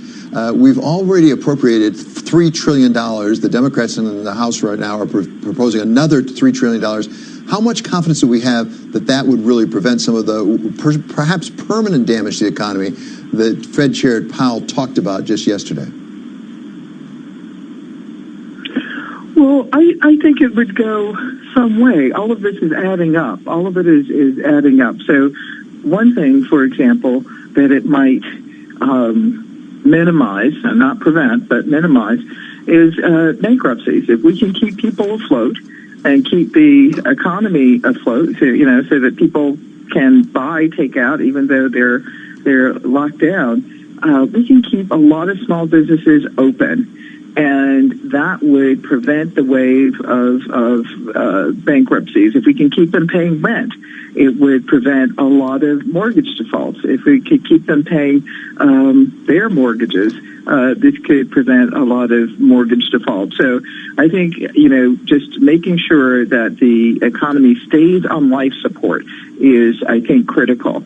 Stopping right now is a death wish. It's an absolute death wish. Because the virus has not, we're learning too much about the virus every day.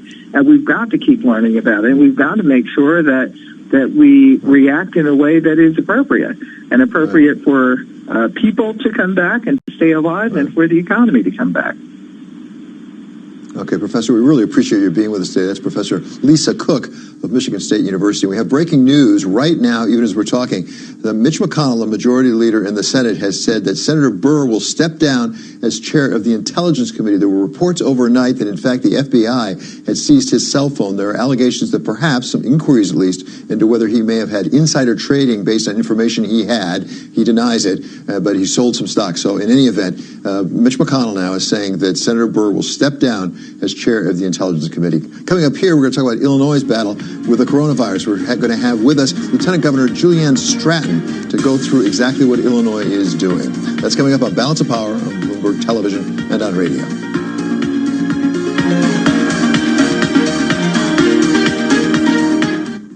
Market upheavals. The narrative is driven. This is important information from the government about getting tested for coronavirus. You will be able to have a test if you have symptoms and you fall into any of the following categories: essential workers doing vital jobs to keep the country going, people whose work can't be done from home, for example, construction workers or delivery drivers, and people aged 65 and over. If you are in any of these groups and anyone else in your household has symptoms, they can also get tested. To find out how to get a test, go to gov.uk/coronavirus. Stay alert. Control the virus. Save lives. Picture in your mind a stylish Audi with striking LED headlights, sporty alloy wheels, and some of our most advanced features, including a 10-inch digital cockpit and smart assistant systems like lane departure warning. Picture what that Audi looks like. Now think smaller. The Audi A1. It's not a small car, it's a small Audi. Visit audi.co.uk. Audi. Vorsprung durch Technik. What do you do to be an everyday superhero, like Mary? So I know it's tempting to pour used cooking oil straight down the sink, but I spoke to the local council and they said the best way to get rid of oil or fat is to collect it, once it's cooled down, of course, in a used container. And then you can scoop it out and put it in the bin. Cooking oils and fats block thousands of pipes every year. Save our sewers, rivers and seas by putting them in the bin, where they belong. Visit thameswater.co.uk/bin it. Together, we can care for the environment. At Lloyds Bank, we know that money is a concern for a lot of people during this time. I'm really worried about the business. I'm worrying about you. And I think that's changing me. And I'm worried that somewhere along the line you might not love me anymore. Oh, that's not true. Whatever's playing on your mind at the moment, Lloyds Bank, in partnership with Mental Health UK, can offer you support and advice. Visit lloydsbank.com/mental health. In case you didn't know, TuneIn lets you listen to the same radio stations you pick up on your home or car radio, except you can hear them from anywhere. If you want to find a station from somewhere else in the world, navigate to the By Location section under Browse. Keep exploring with TuneIn. Get your MLB fix with these great podcasts on TuneIn. Fill your seventh inning stretch with the Ringer MLB Show. I just can't get over it. It's like, oh, well, Jeter Downs. Didn't realize he was a top. Like, my dad is drinking the Kool-Aid on this. He's like, of course. Mookie was going to leave. I'm like, what do you mean? You don't know that. Slide into second with the Starting Nine podcast. Nolan Arenado slides right into the top spot for a favorite baseball player. Active in the league right now. It is a pleasure to be sitting next to you, sir. Thank you, man. I appreciate it. Thank you. This is we've been waiting a long time for this. We actually, in terms of like active round the bases with the Statcast podcast. Ways of going about it. I picked third, so in some ways it made it easier for me. Mike, just to go over the first couple of picks. Mike took Barry Bonds, who I think was kind of the obvious guy to take number one, not only. Catch these and more MLB podcasts right here on TuneIn. Want to relive the glory of college football? Pulls over a man into the end zone. Come explore TuneIn's classic game replay collection to hear ESPN's complete coverage of the 2019 New Year's 6 bowl games. Don't miss your chance to re-experience the Rose Bowl, the 2020 National Championship, featuring Clemson and LSU. There are going to be 2 champions on the field tomorrow night. There's going to be 1 team hold up the trophy. Plays to the 5! Touchdown! Search classic game replays to listen for free. Looking to freshen up your listening on TuneIn? Head to the homepage to discover something new. There you'll see custom recommendations based on your listening habits, along with new episodes of shows you've enjoyed in the past. Uncover your next audio obsession on the homepage. Coronavirus is a global pandemic and a local story, but vast swaths of this country have no local news to speak of. It's the business model, stupid. If a Starbucks had given away coffees for free and then started wanting to charge $5, people would have gone nuts. The death and perhaps new life of local news on this week's On the Media from WNYC. Listen to the On the Media podcast on TuneIn today. Hey, y'all, we're taking the Marty Party to a whole new level with the Marty Smith's America podcast with Gerald McCoy. I truly believe that Carolina made a mistake letting Cam go. This is not a personal shot at Teddy Bridgewater. This could have been Andy Dalton. This could have been whoever they brought in. Cam has so much left. Somebody's really getting a great one, man. And I don't think people really understand what they're getting. Search Marty Smith America to listen. With the NHL season temporarily on ice, now is a good time to catch up on past games. With Game Replay on TuneIn, you can hear every matchup of the 2019-2020 season so far. And for a limited time, it's free for hockey fans everywhere. Search classic Game Replays to start listening. The experts in following the data and the science took decisive action really early to try to slow the spread of COVID-19 and, of course, to an attempt to save as many lives as possible. I can say that just yesterday we had 192 deaths in a 24-hour period, which was the highest number of deaths that we have seen.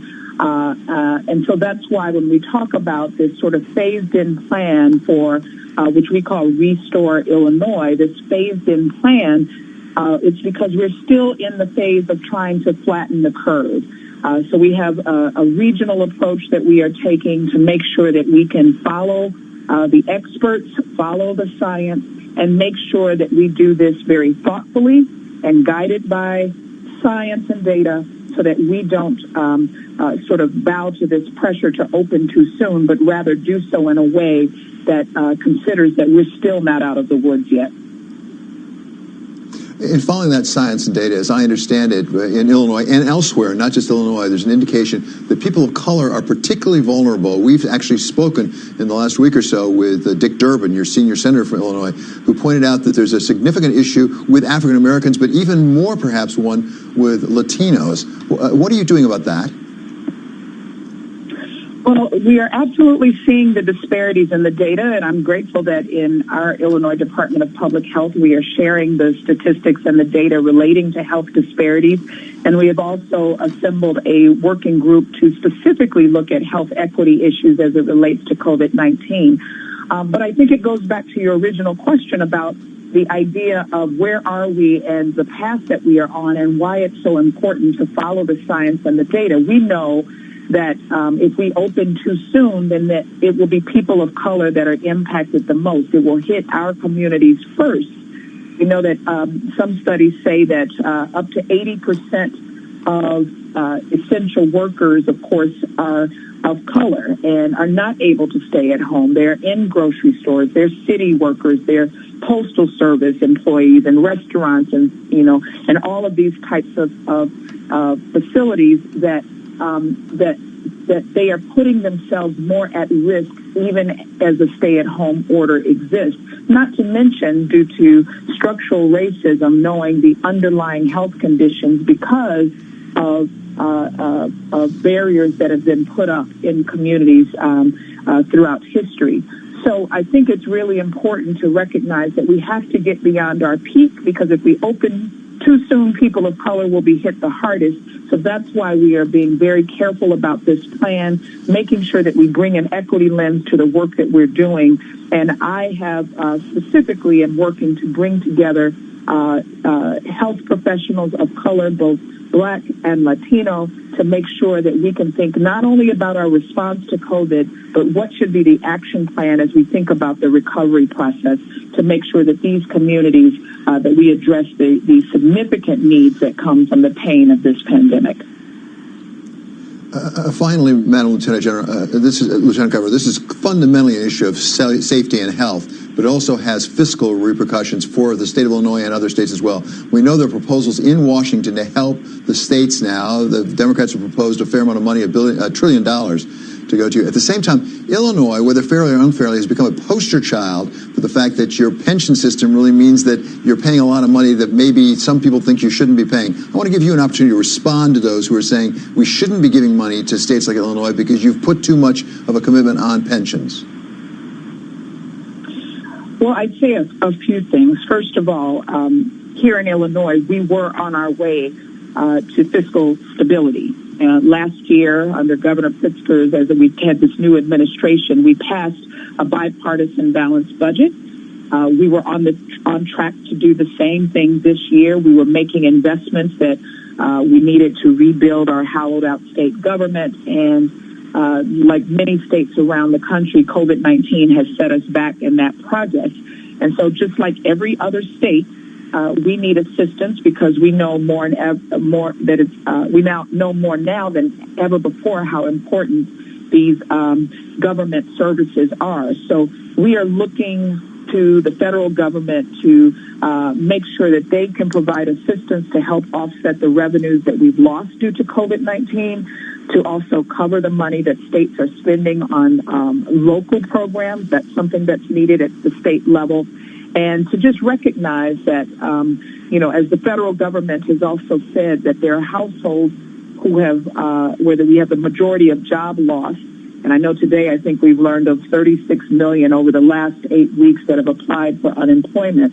We know that many of those for the federal government are mostly from homes that are making $40,000 or less. And these are working class people. These are individuals who are probably predominantly people of color. And when we think about the needs of our state as a result of this pain, we're going to need the federal government's help to meet the needs of people. The state of Illinois contributes to the federal government through the tax structure. We want to make sure that our residents, just like states all across the nation, are calling for, that we can get assistance back from the federal government to help meet the needs of our residents. Okay, thank you so much for being with us. Really appreciate it. That is the Lieutenant Governor of the state of Illinois. She is Juliana Stratton. Coming up on Balance of Power, we're going to talk with Steve Ratner. He is a veteran, of course, of Wall Street. We're going to talk to him about what the recovery might look like and what investors should be doing. And also talk to Richard Trumka, president of the AFL-CIO, on one of his real issues, which is safety of workers as they return to work. That's coming up on Balance of Power on Bloomberg Television and on radio.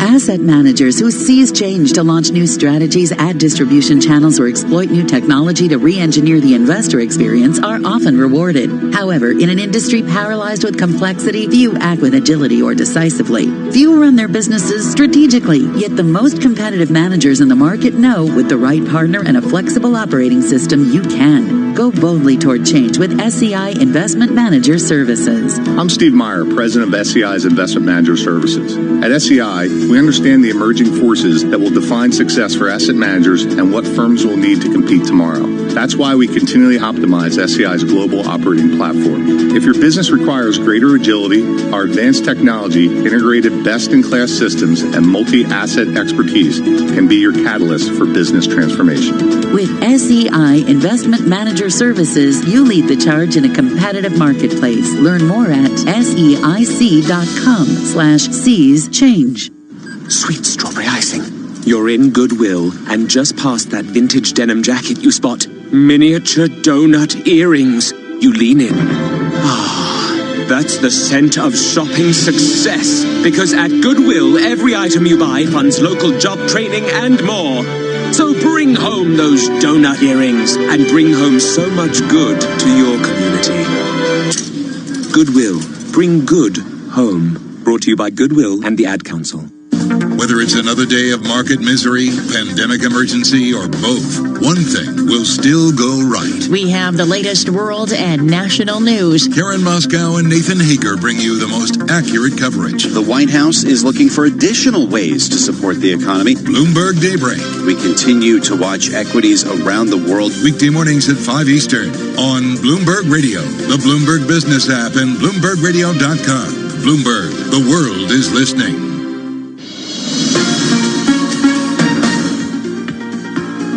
Welcome back to Balance of Power on Bloomberg Television and Radio. It is time now to take a look at our stocks of the hour. Well, actually, they're ADRs, American Depository Receipts. And we're going to use Alibaba as sort of a surrogate for the larger issue involving China that we talked with earlier about with Abigail Doolittle. So, Abigail, how are the ADRs doing? Well, they're all over the map at this point, but earlier they had been down sharply. And this is a bit of a colorful story because we have some of these China ADRs falling on the day, now recovering. This, of course, after President Trump earlier spoke about the idea of looking at those China companies listed on the NYSE or the NASDAQ that aren't using U.S. accounting rules, sort of a threat that perhaps there could be some sort of a delisting situation there. However, he came back just as quickly saying that they could easily go to London so that may not be something that we'll pursue. So it seems like it's more a case of talk rather than walk, but nonetheless, we did have some sort of a reaction for all of these ADRs. But again, some at this point, take a look at JD.com, actually flipping higher.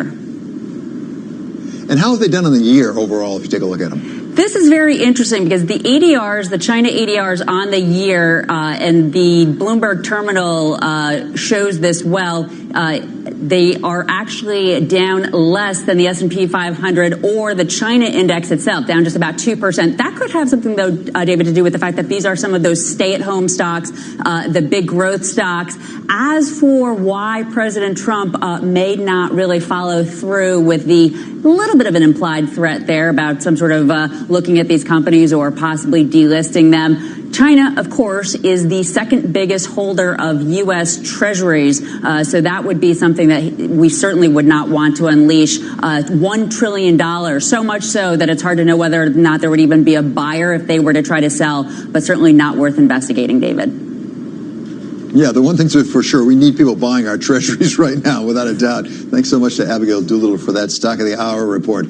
Coming up here on Balance of Power, we're going to talk with Stephen Ratner. He's the chairman and CEO of Willett Advisors. He also, of course, was the U.S. Treasury advisor on the auto restructuring. He's going to be here to talk to us about a possible recovery. That's coming up on Balance of Power on Bloomberg Television and on radio.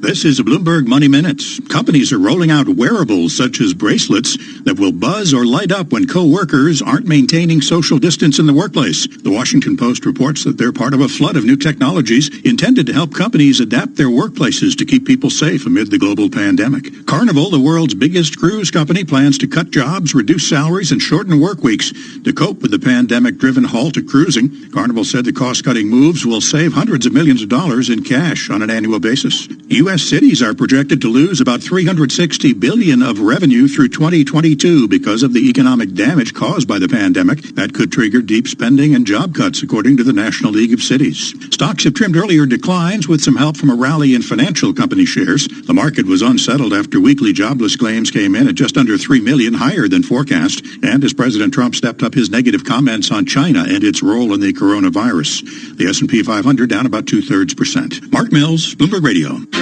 Business is constantly evolving. Is your financial printer evolving to keep ahead of the curve? At Command Financial, we are redefining financial printing by providing industry-leading expertise, leveraging technology, and honing processes and best practices. Every day, Command helps SEC registrants, as well as members of their working groups, including securities attorneys and investment bankers, prepare, file, and disseminate regulatory and disclosure documents, such as registration statements, M&A documents, and mutual fund prospectuses and reports. Command provides a full range of services to help you effectively complete your deal, meet your disclosure requirements, and achieve your shareholder communications objectives. Visit our website at commandfinancial.com and learn how we're evolving, not only with the times, but also with your business requirements. Command Financial, redefining financial printing. Adopt US Kids presents What to Expect When You're Expecting a Teenager. Learning the lingo. GOAT, G-O-A-T, acronym, stands for Greatest of All Time. As in, spaghetti sandwiches for dinner? They're my fave. Dad, you're the GOAT. You don't have to speak teen to be a perfect parent. Thousands of teens in foster care will love you just the same. Visit adoptuskids.org. Brought to you by the U.S. Department of Health and Human Services, Adopt U.S. Kids, and the Ad Council. In these times of loss and crisis, the people you trust to ask the questions you need answered become even more vital. Should the president, though, impose the Defense Production Act? Carol Masser and Jason Kelly. Help us understand what we know so far. Bloomberg Business Week. They are on the front line of the impact of the coronavirus. Weekday afternoons at 2 Eastern on Bloomberg Radio, the Bloomberg Business app, and BloombergRadio.com. Bloomberg, the world is listening.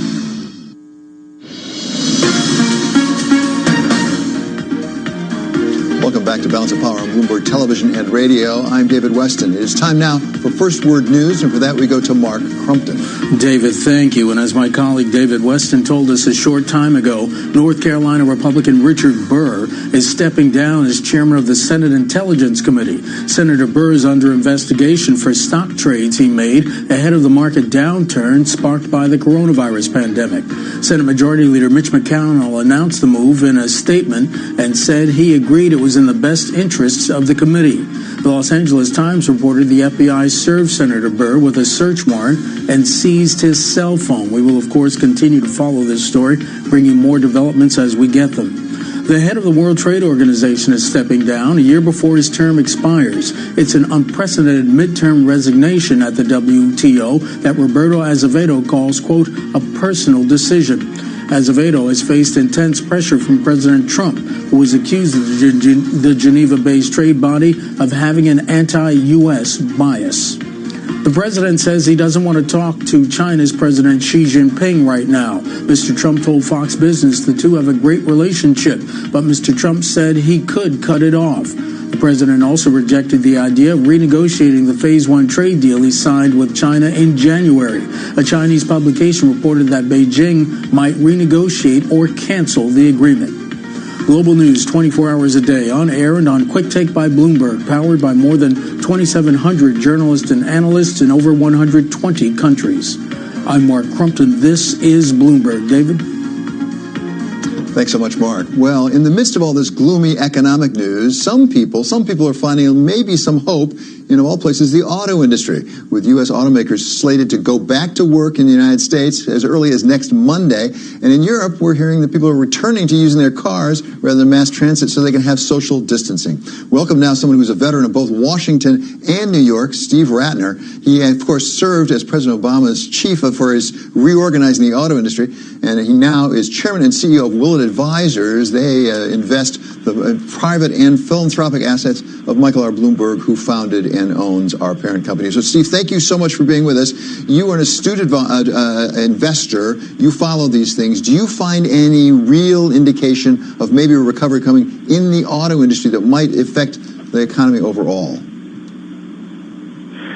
David, I think we have to be careful not to be misled by early signs of what may seem like spring. We are going to see, and there's already a tiny little bit of evidence of a pickup in car sales from obviously an abysmally low level in the month of April. But this is all going to be relatively small potatoes compared to the distance we have to go to get back to where we were before all this started. And I am pretty pessimistic about our ability to get back to that point at any time in the immediate or imaginable future. Well, we heard some of that pessimism, or at least realism, perhaps, from the Fed chair, Jay Powell, yesterday in his remarks, where he really warned about things like mass bankruptcy and unemployment if we don't do even more in the the fiscal and the monetary side. Is there more that can and should be done to try to bring that recovery sooner? Yes, absolutely. I am completely in agreement with Chairman Powell. Not that he needs my support for his thoughts, Look, as I said, I think the notion that we are facing a V-shaped recovery where it's all going to bounce back, car sales are going to go back to 17 million, people are going to travel and spend and go to Disney World and all those kinds of things is frankly a fantasy. This has been an enormous shock to the economic system. There's been much permanent job loss, factories that are never going to reopen, restaurants that are never going to reopen, companies that are never going to rehire back, or at least not in the foreseeable future, all the people that they have laid off. And so we do need to do more. But I think it needs to be not just providing income support to Americans who've lost their jobs and to businesses that are in danger of failing, but also we need to really rebuild America. We need to finally do something on infrastructure.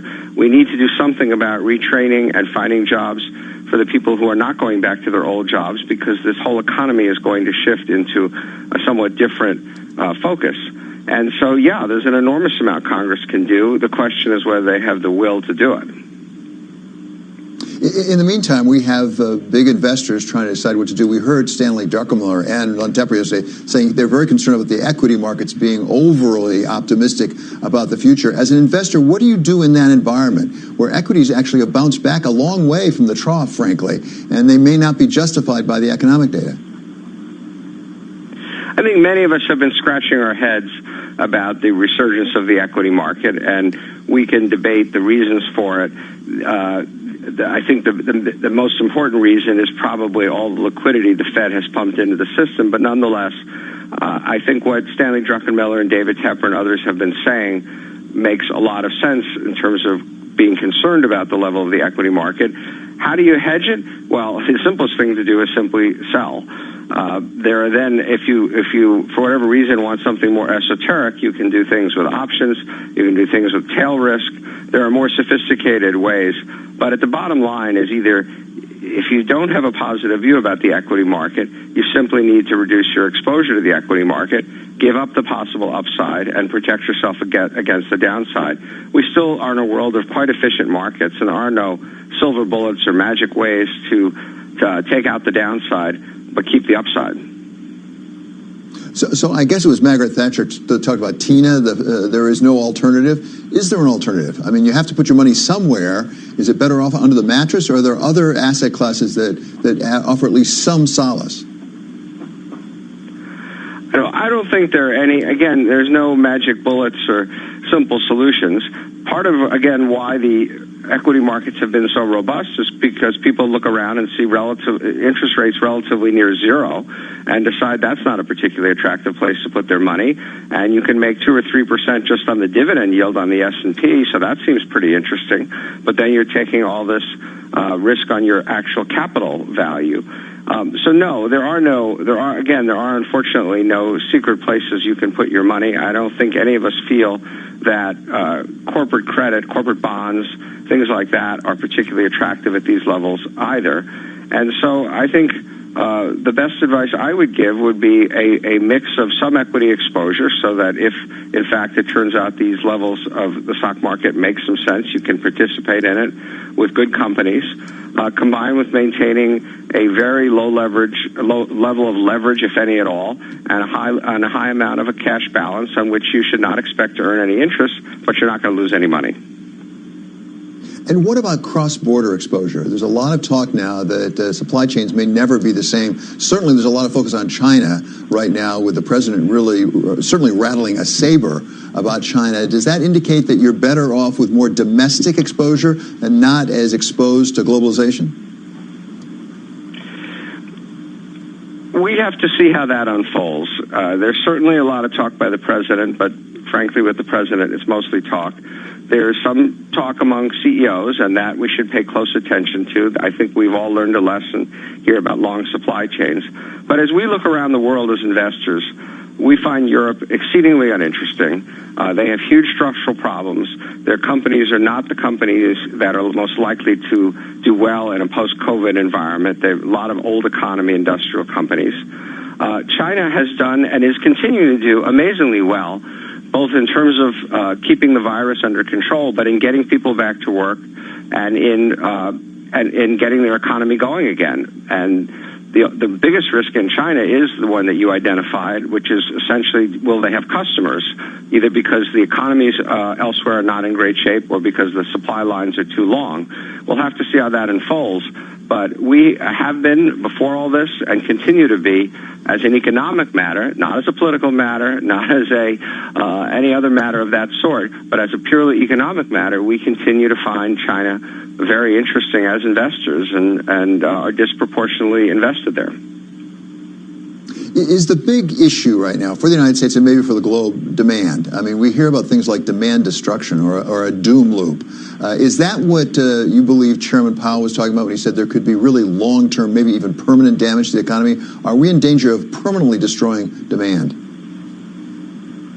I think we have a problem on both the supply and the demand side. We clearly have a problem on the demand side when you have what is effectively, when you make the right adjustments and things, probably 25% of Americans out of work, getting their unemployment insurance, but not their real wages, and with huge uncertainty, since the unemployment insurance does expire, the extra $600 after 8 weeks, obviously people are going to spend less, and of course when they're essentially trapped in their houses, they're going to spend less, and you see that in the consumer spending data.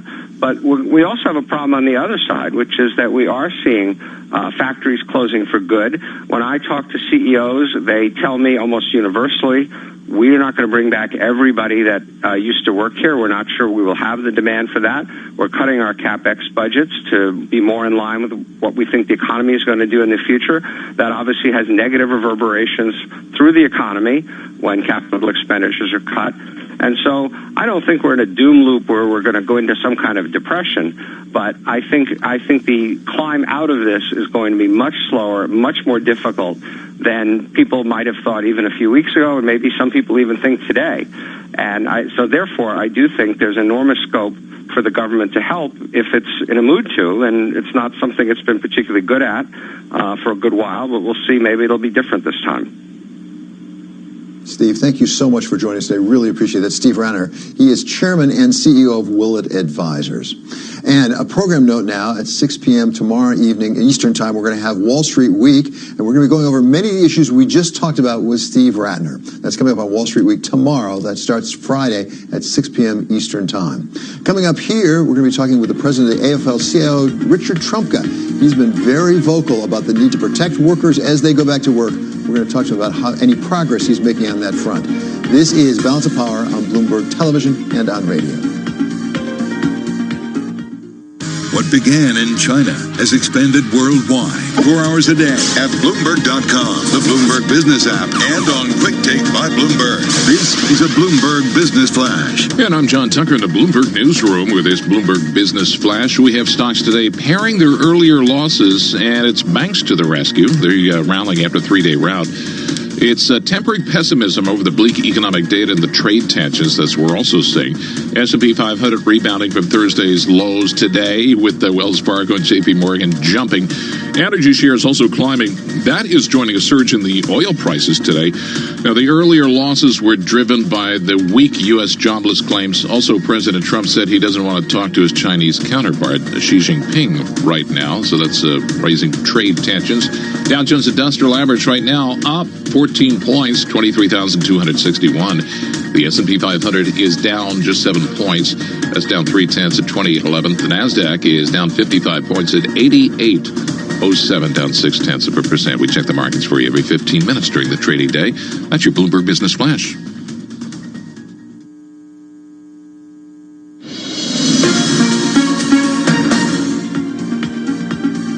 Welcome back to Balance of Power on Bloomberg Television and Radio. I'm David Weston. Well, the AFL-CIO represents more than 12.5 million workers. On behalf of those workers, as well as the other workers across the country, its president, Richard Trumka, has been campaigning for a federal standard, a safety standard tied to coronavirus as people start to come back to work. We welcome now Mr. Trumka back to Bloomberg. So, Richard, I have not read the entire proposal from Nancy Pelosi. Did you get that standard in there?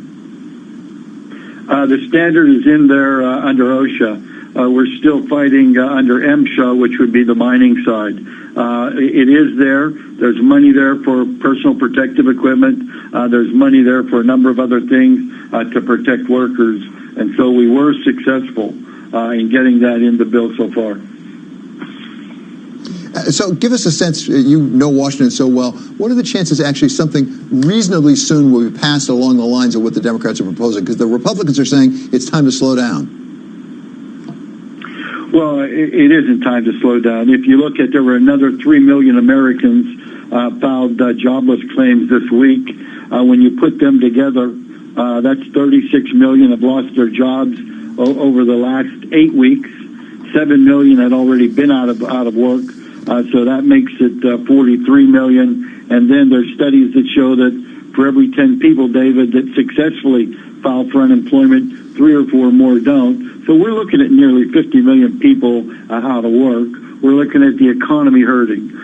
Figures just came out today that there was a 40% decrease in household credit card spending in March alone.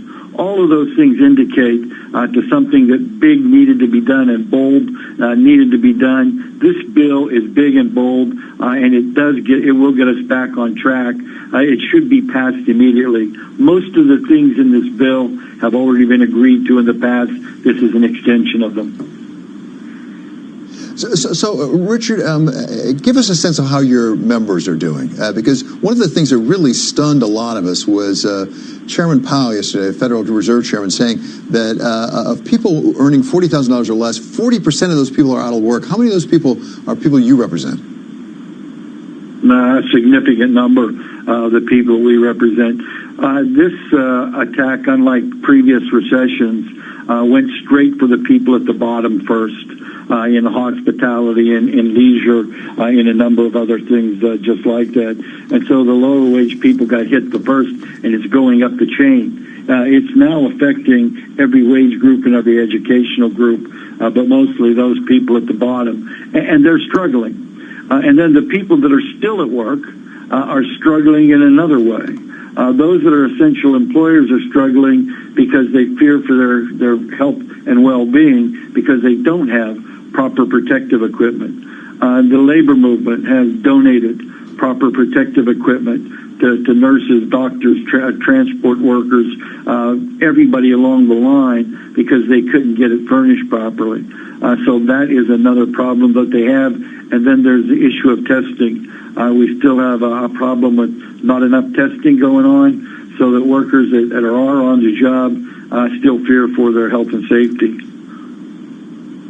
On the subject of the personal protective equipment, and for that matter, getting back to work generally, we have something of a patchwork. Maybe that's a good thing across the country with different states taking different approaches. Are there some states that you're seeing that you think, boy, that is a reasonable approach that will protect the workers along the lines of what we need?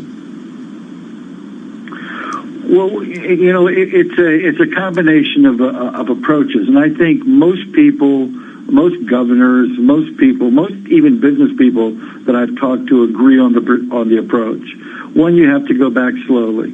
Two, you have to do all the social distancing. You have to give personal protective equipment to everybody that's out there, so that you aren't getting sick and then spreading it everywhere. And you have to do proper testing.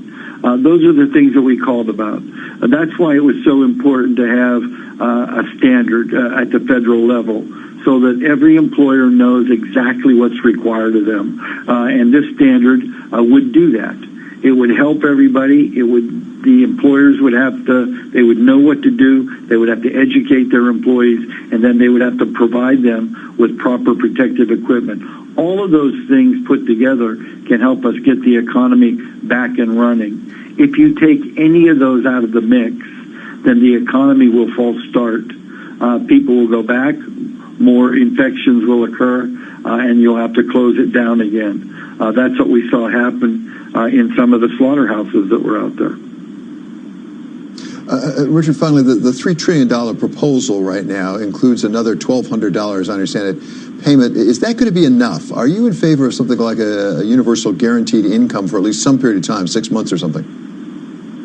I do favor that because I think it would help the economy stay in place at least. Look, 50 million people out of work is devastating to any economy. And it would help buffer that so that people could stay in the consuming market. They could help create demand that your last guest talked about there not being. The $1,200. Richard? Richard, sorry, we're going to go to President Trump now at the White House. Been doing very well in the numbers, and I'm going to have Kaylee say a couple of words. Kaylee, please. Hi there. I just wanted to outline our pandemic preparedness. The Obama-Biden plan that has been referenced was insufficient, wasn't going to work. So what our administration did under the leadership of President Trump is do an entire 2018 pandemic preparedness report. Beyond that, we did a whole exercise on pandemic preparedness in August of last year and had an entire after-action report put together. In other words, the Obama-Biden paper packet was superseded by a President Trump-style pandemic preparedness response plan. Which was much better, which was much more complete, and which was a lot tougher. We were given very little when we came into this administration, and they've done a fantastic job. And I think we're going to have a vaccine by the end of the year. And I think distribution will take place almost simultaneously because we've geared up the military, and you'll see that tomorrow. All right, anything else, Kelly? We'll have a full update tomorrow for you guys at the briefing, line by line, of how prepared we were for this pandemic, thanks to the leadership of President Trump. Thank you. And Alex, you're going with us. Yep. Would you want me to talk about our... Sure. Yeah. So, Dr. Bright is up there testifying today. Everything he's complaining about was achieved. Everything he talked about was done. He says he talked about the need for respirators. We procured respirators under the president's direction. He said we need a Manhattan Project for vaccines. This president initiates a vaccine Manhattan Project, diagnostic Manhattan Project, therapeutic Manhattan Project. Oh, and by the way, whose job was it to actually lead the development of vaccines? Dr. Bright. So while we're launching Operation Warp Speed, he's not showing up for work to be part of that. So this is like somebody who was in a choir and is now trying to say he was a soloist back then. What he was saying is what every single member of this administration and the president was saying.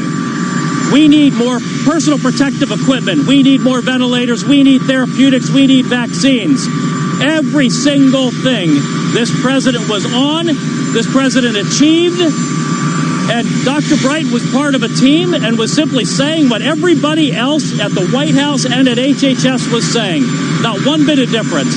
And on hydroxychloroquine, Dr. Bright literally signed the application for FDA authorization of it. Literally, he's the sponsor of it. So his allegations do not hold water. They do not hold water. So we have had some great response in terms of doctors writing letters and people calling on the hydroxychloroquine. And this guy's fighting it. No reason to fight it. There's no reason. But more importantly than that, we've had tremendous response to the hydroxy. We've had the great response to zinc along with it and the Z-Pack. So a lot of people have sworn by it, and we'll see. But I'll tell you what, to me, I watched this guy for a little while this morning. To me, he's nothing more than a really disgruntled, unhappy person. And I'm not just talking about Alex, because Alex said it strongly, but there are a lot of people that do not like the job he did. I don't know him. I never met him. I don't want to meet him. But I watched him, and he looks like an angry, disgruntled employee who, frankly, according to some people, didn't do a very good job. All right, any other questions? Who is stepping? He announced he's stepping down? I didn't know that, no.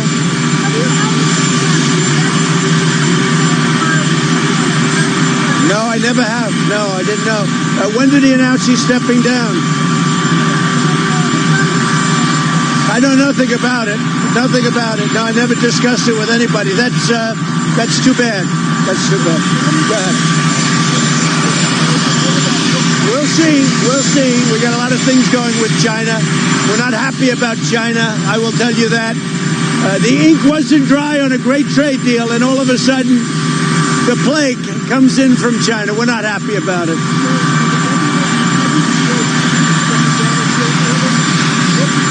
I'm okay with it.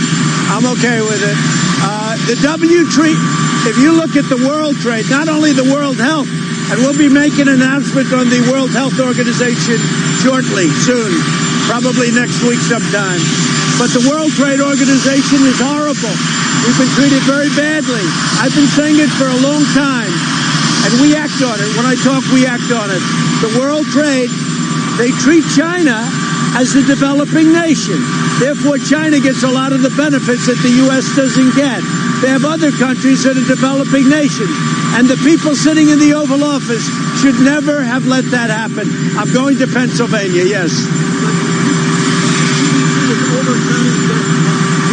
I don't know how they're counting. I never discussed it with them. Death is death. We don't want people dying in this country. And we've done a great job. We've done a great job. I'll tell you what. What we've done on ventilators and what we've done on testing, except the press doesn't write it that way because you have all this fake news. But what we've done on testing, we've now tested more than the entire world put together. The entire world put together, we have many more tests than they do, and better tests. And the reason we have more cases is because we have more testing. We've done a great job. And the people, the men and women that have done this great job should be acknowledged by the press.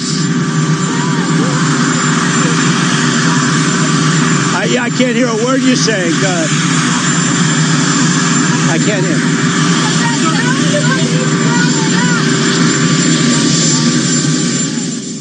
We've been listening to President Donald Trump appearing with his HHS Secretary Alex Azar as well as Dr. Birx at the White House as he was going onto a helicopter. And basically they were addressing Dr. Rick Bright, who used to be the head of BARDA, a very senior organization in the HHS, defending what the administration has done against Mr. Bright, who was actually giving testimony today up on Capitol Hill.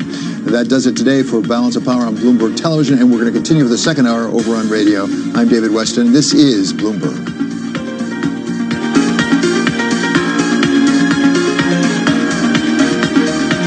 This is a Bloomberg Pursuits look at luxury. Richard Branson is considering selling more than a quarter of his stake in Virgin Galactic, a move that would provide about $500 million to support his broader Virgin business empire. The 69-year-old is trying to save his Virgin Atlantic Airways for one, after Virgin Australia went into receivership. This year, it's not weather that's threatening access to summer's most beloved wine. A 1-2 punch of tariffs and the pandemic have caused rosé imports to the U.S. from France to drop dramatically the first half of the year, even as the pink beverage is more popular stateside than ever. But never fear, there will be plenty of bottles of the cult Whispering Angel made by Provence Chateau d'Escalon. The co-owner of the LVMH-backed chateau solved the pandemic logistics and tariff issues by shipping the wine to the U.S. in bulk in temperature-controlled tanks to be bottled there. That neatly avoids the U.S.'s 25% tariff because it doesn't apply to wines in containers larger than 2 liters. I'm Andrew O'Day, Bloomberg Radio. You're living in a world built on science, political and economic. You've got to believe the labor market gets hit. Computer and medical. Clarify where we are on a test. It all makes a difference. What do you think needs to happen in terms of governmental response? And it's all here. He expects the virus to peak quite a long time from now. Get your science straight. The hand-washing campaign, is this actually a good strategy? Bloomberg Radio, the Bloomberg Business app, and BloombergRadio.com. Bloomberg, the world is listening. There are everyday actions to help prevent the spread of respiratory diseases. Wash your hands. Avoid close contact with people who are sick. Avoid touching your eyes, nose, and mouth. Stay home when you are sick. Cover your cough or sneeze. Clean and disinfect frequently touched objects with household cleaning spray. For more information, visit cdc.gov/COVID-19. This message brought to you by the National Association of Broadcasters and this station. Why do hedge funds and other alternative managers rely on Pershing for a highly personalized experience? Mark Alderati, a managing director at BNY Mellon's Pershing and head of Prime Services, explains. In today's fast-paced environment, where the only constants are change and volatility, you need a prime broker who's both steady and agile, focused on supporting your needs so that you can focus on growing your business and producing results. Exceptional client service and advocating for our clients is at the core of what we do. Our award-winning high-touch team is just one of the benefits of working with BNY Mellon. We help alternative investment managers create great experiences for their clients. Whether it's customized financing, securities lending solutions, platform access, or outsourced trading, BNY Mellon's Pershing is a prime broker who's committed to this business and dedicated to meeting your evolving demands. To learn more about the unique and industry-leading solutions for hedge funds and other alternative managers, visit Pershing.com. Pershing, LLC. Member FINRA, NYSE, SIPC. From the financial capital of the world, 24 hours a day at Bloomberg.com, on the Bloomberg Business app, and on Quick Take by Bloomberg. This is Bloomberg Radio. World headquarters, I'm Charlie Paletta. Major turnaround for the U.S. stock market today. Stocks erase losses as beaten down banks and energy shares rallied, tempering optimism over bleak economic data and trade tensions. At the worst level of the day, the S&P had been down 53 points. It is now higher by 6, up 0.2%. The Dow, which had been down as many as 458 points, now higher by 146. It is up by 0.6%. And NASDAQ now lower, holding on to a loss of 13 points, down by about 0.2%. 10-year yield there, 0.61%. Gold up 0.9%, 17.31 the ounce. West Texas Intermediate crude oil surging 6.5%, now at 26.92 for a barrel of West Texas Intermediate crude. Among some of the oil names today, ExxonMobil up 0.5%, Chevron up 1.7%, ConocoPhillips higher now by about 0.2%. Oil rose as Saudi Aramco slashed its sales to key buyers, and the IEA said the market is showing signs of improving. West Texas Intermediate crude now at 26.86 a barrel. And with more on the commodities trade, here's Bloomberg's Renita Young. Saudi Aramco slashes its sales to key buyers, and the IEA said that the oil market is showing signs of improving. In a sign that output cuts are starting to take hold, key gauges of market strength are rallying. And gold sees haven demand, with U.S. jobless claims still in the millions for an 8th straight week. Renita Young, Bloomberg Radio. And gold up now by 0.9%, 17.32 the ounce of the 10-year, 0.61%. 102 on Wall Street. Time now for the Market Drivers Report with a focus on American depository receipts. And here is Dave Wilson. Thanks, Charlie. ADRs are lower, unlike U.S. shares. The S&P ADR index is down 0.8%. The S&P 500 is now higher by 0.3%.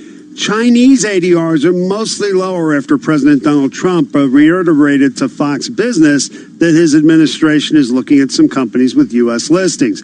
Online retailer Alibaba Group Holding is down 0.6%, while streaming company Tencent Music Entertainment has risen 1.8%.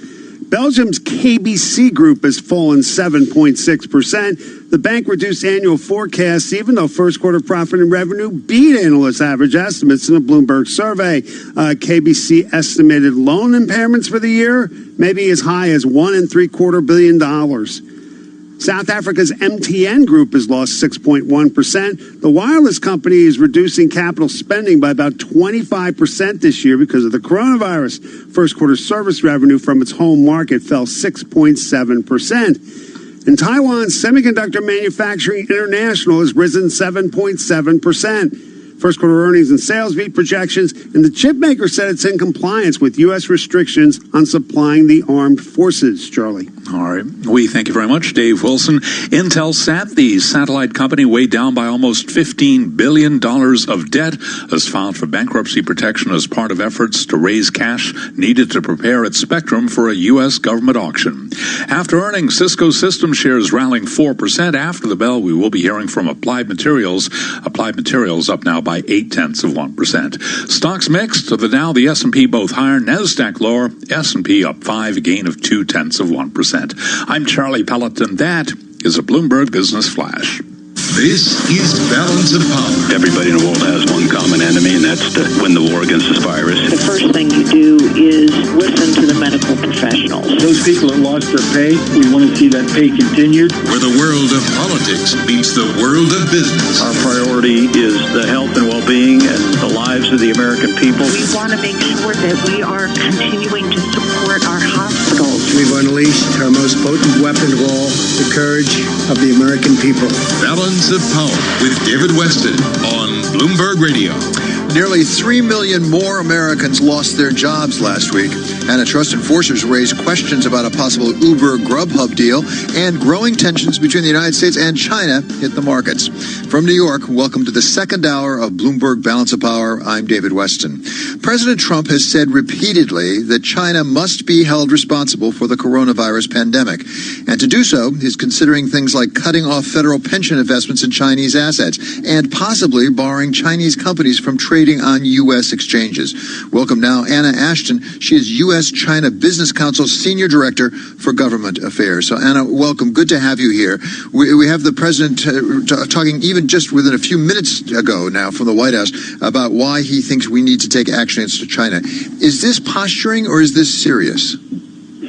I think it's something that we should be concerned about. COVID-19 has really drawn attention away from the Phase 1 agreement, and I think there is growing tension between the objective of monitoring and managing implementation of our trade agreement and the objective of holding China accountable for its perceived and real mistakes in handling COVID-19 and what's happened here in the United States. Can we separate out those two things? Those are two quite different things. The trade thing had been going on. They thought they had a Phase 1 deal. We heard from Robert Lighthizer, the U.S. trade representative, saying that maybe they were still working back on that. Can they get the trade part going again? I do think it's possible that we could have these things be on two separate tracks. Certainly, Lighthizer has always been somebody who works very hard to keep the economic and trade issues separate from national security and other issues.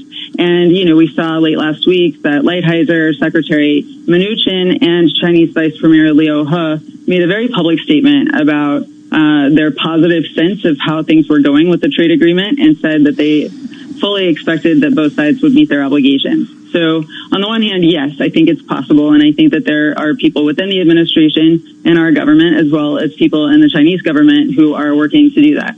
On the other hand, as you said, there are the president's statements that seem to be causing these issues to be intertwined. He's repeatedly suggested this month that if China doesn't meet its purchase obligations, he might opt to withdraw from the agreement. Last week, he floated the possibility of raising tariffs on China again. And then, of course, this morning, he said that he didn't want to speak to President Xi right now.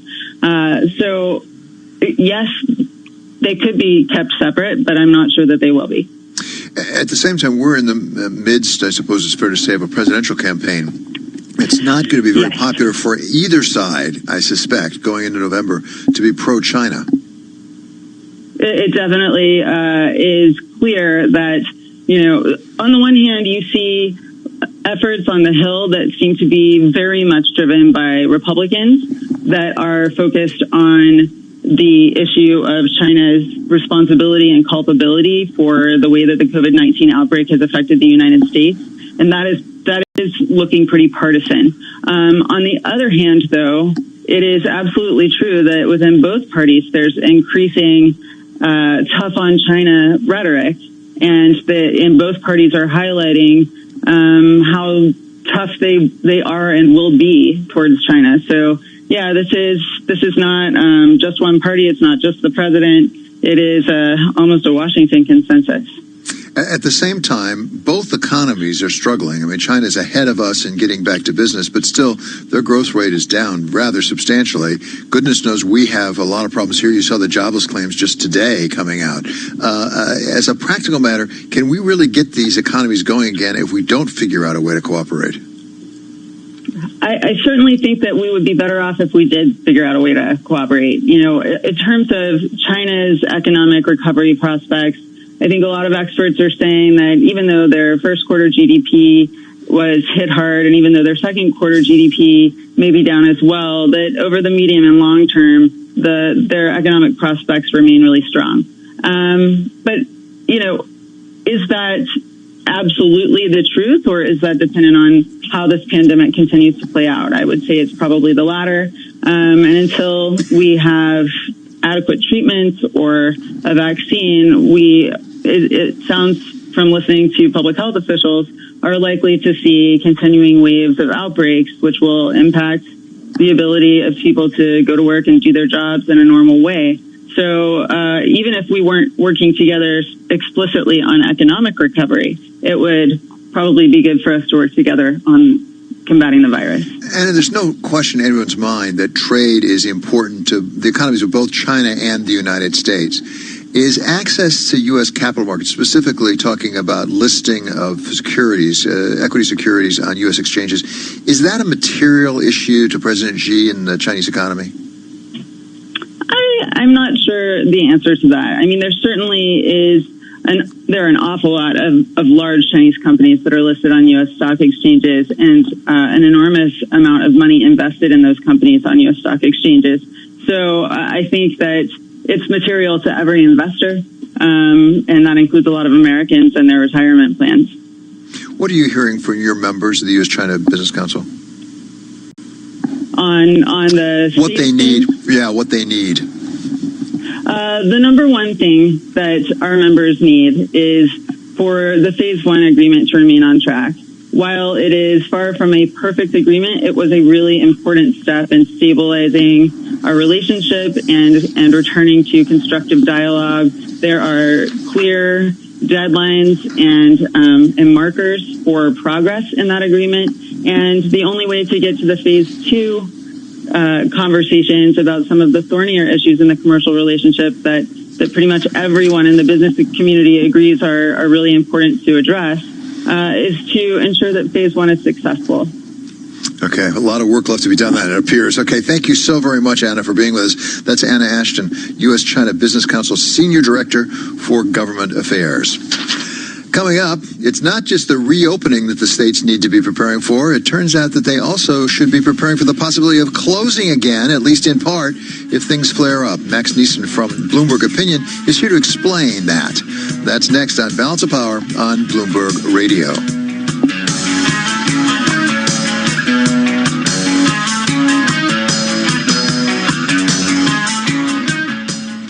This probably wasn't what you expected. Deaths from the coronavirus continue to climb. But now you need to become an expert fast. For the very latest, we're joined live. You'll do it with the latest information, and we'll be right here to help. Are you concerned that the economic damage could linger longer than the virus itself? Bloomberg Daybreak with Karen Moscow and Nathan Hager. Weekday mornings at 5 Eastern on Bloomberg Radio, the Bloomberg Business app, and BloombergRadio.com. Bloomberg, the world is listening.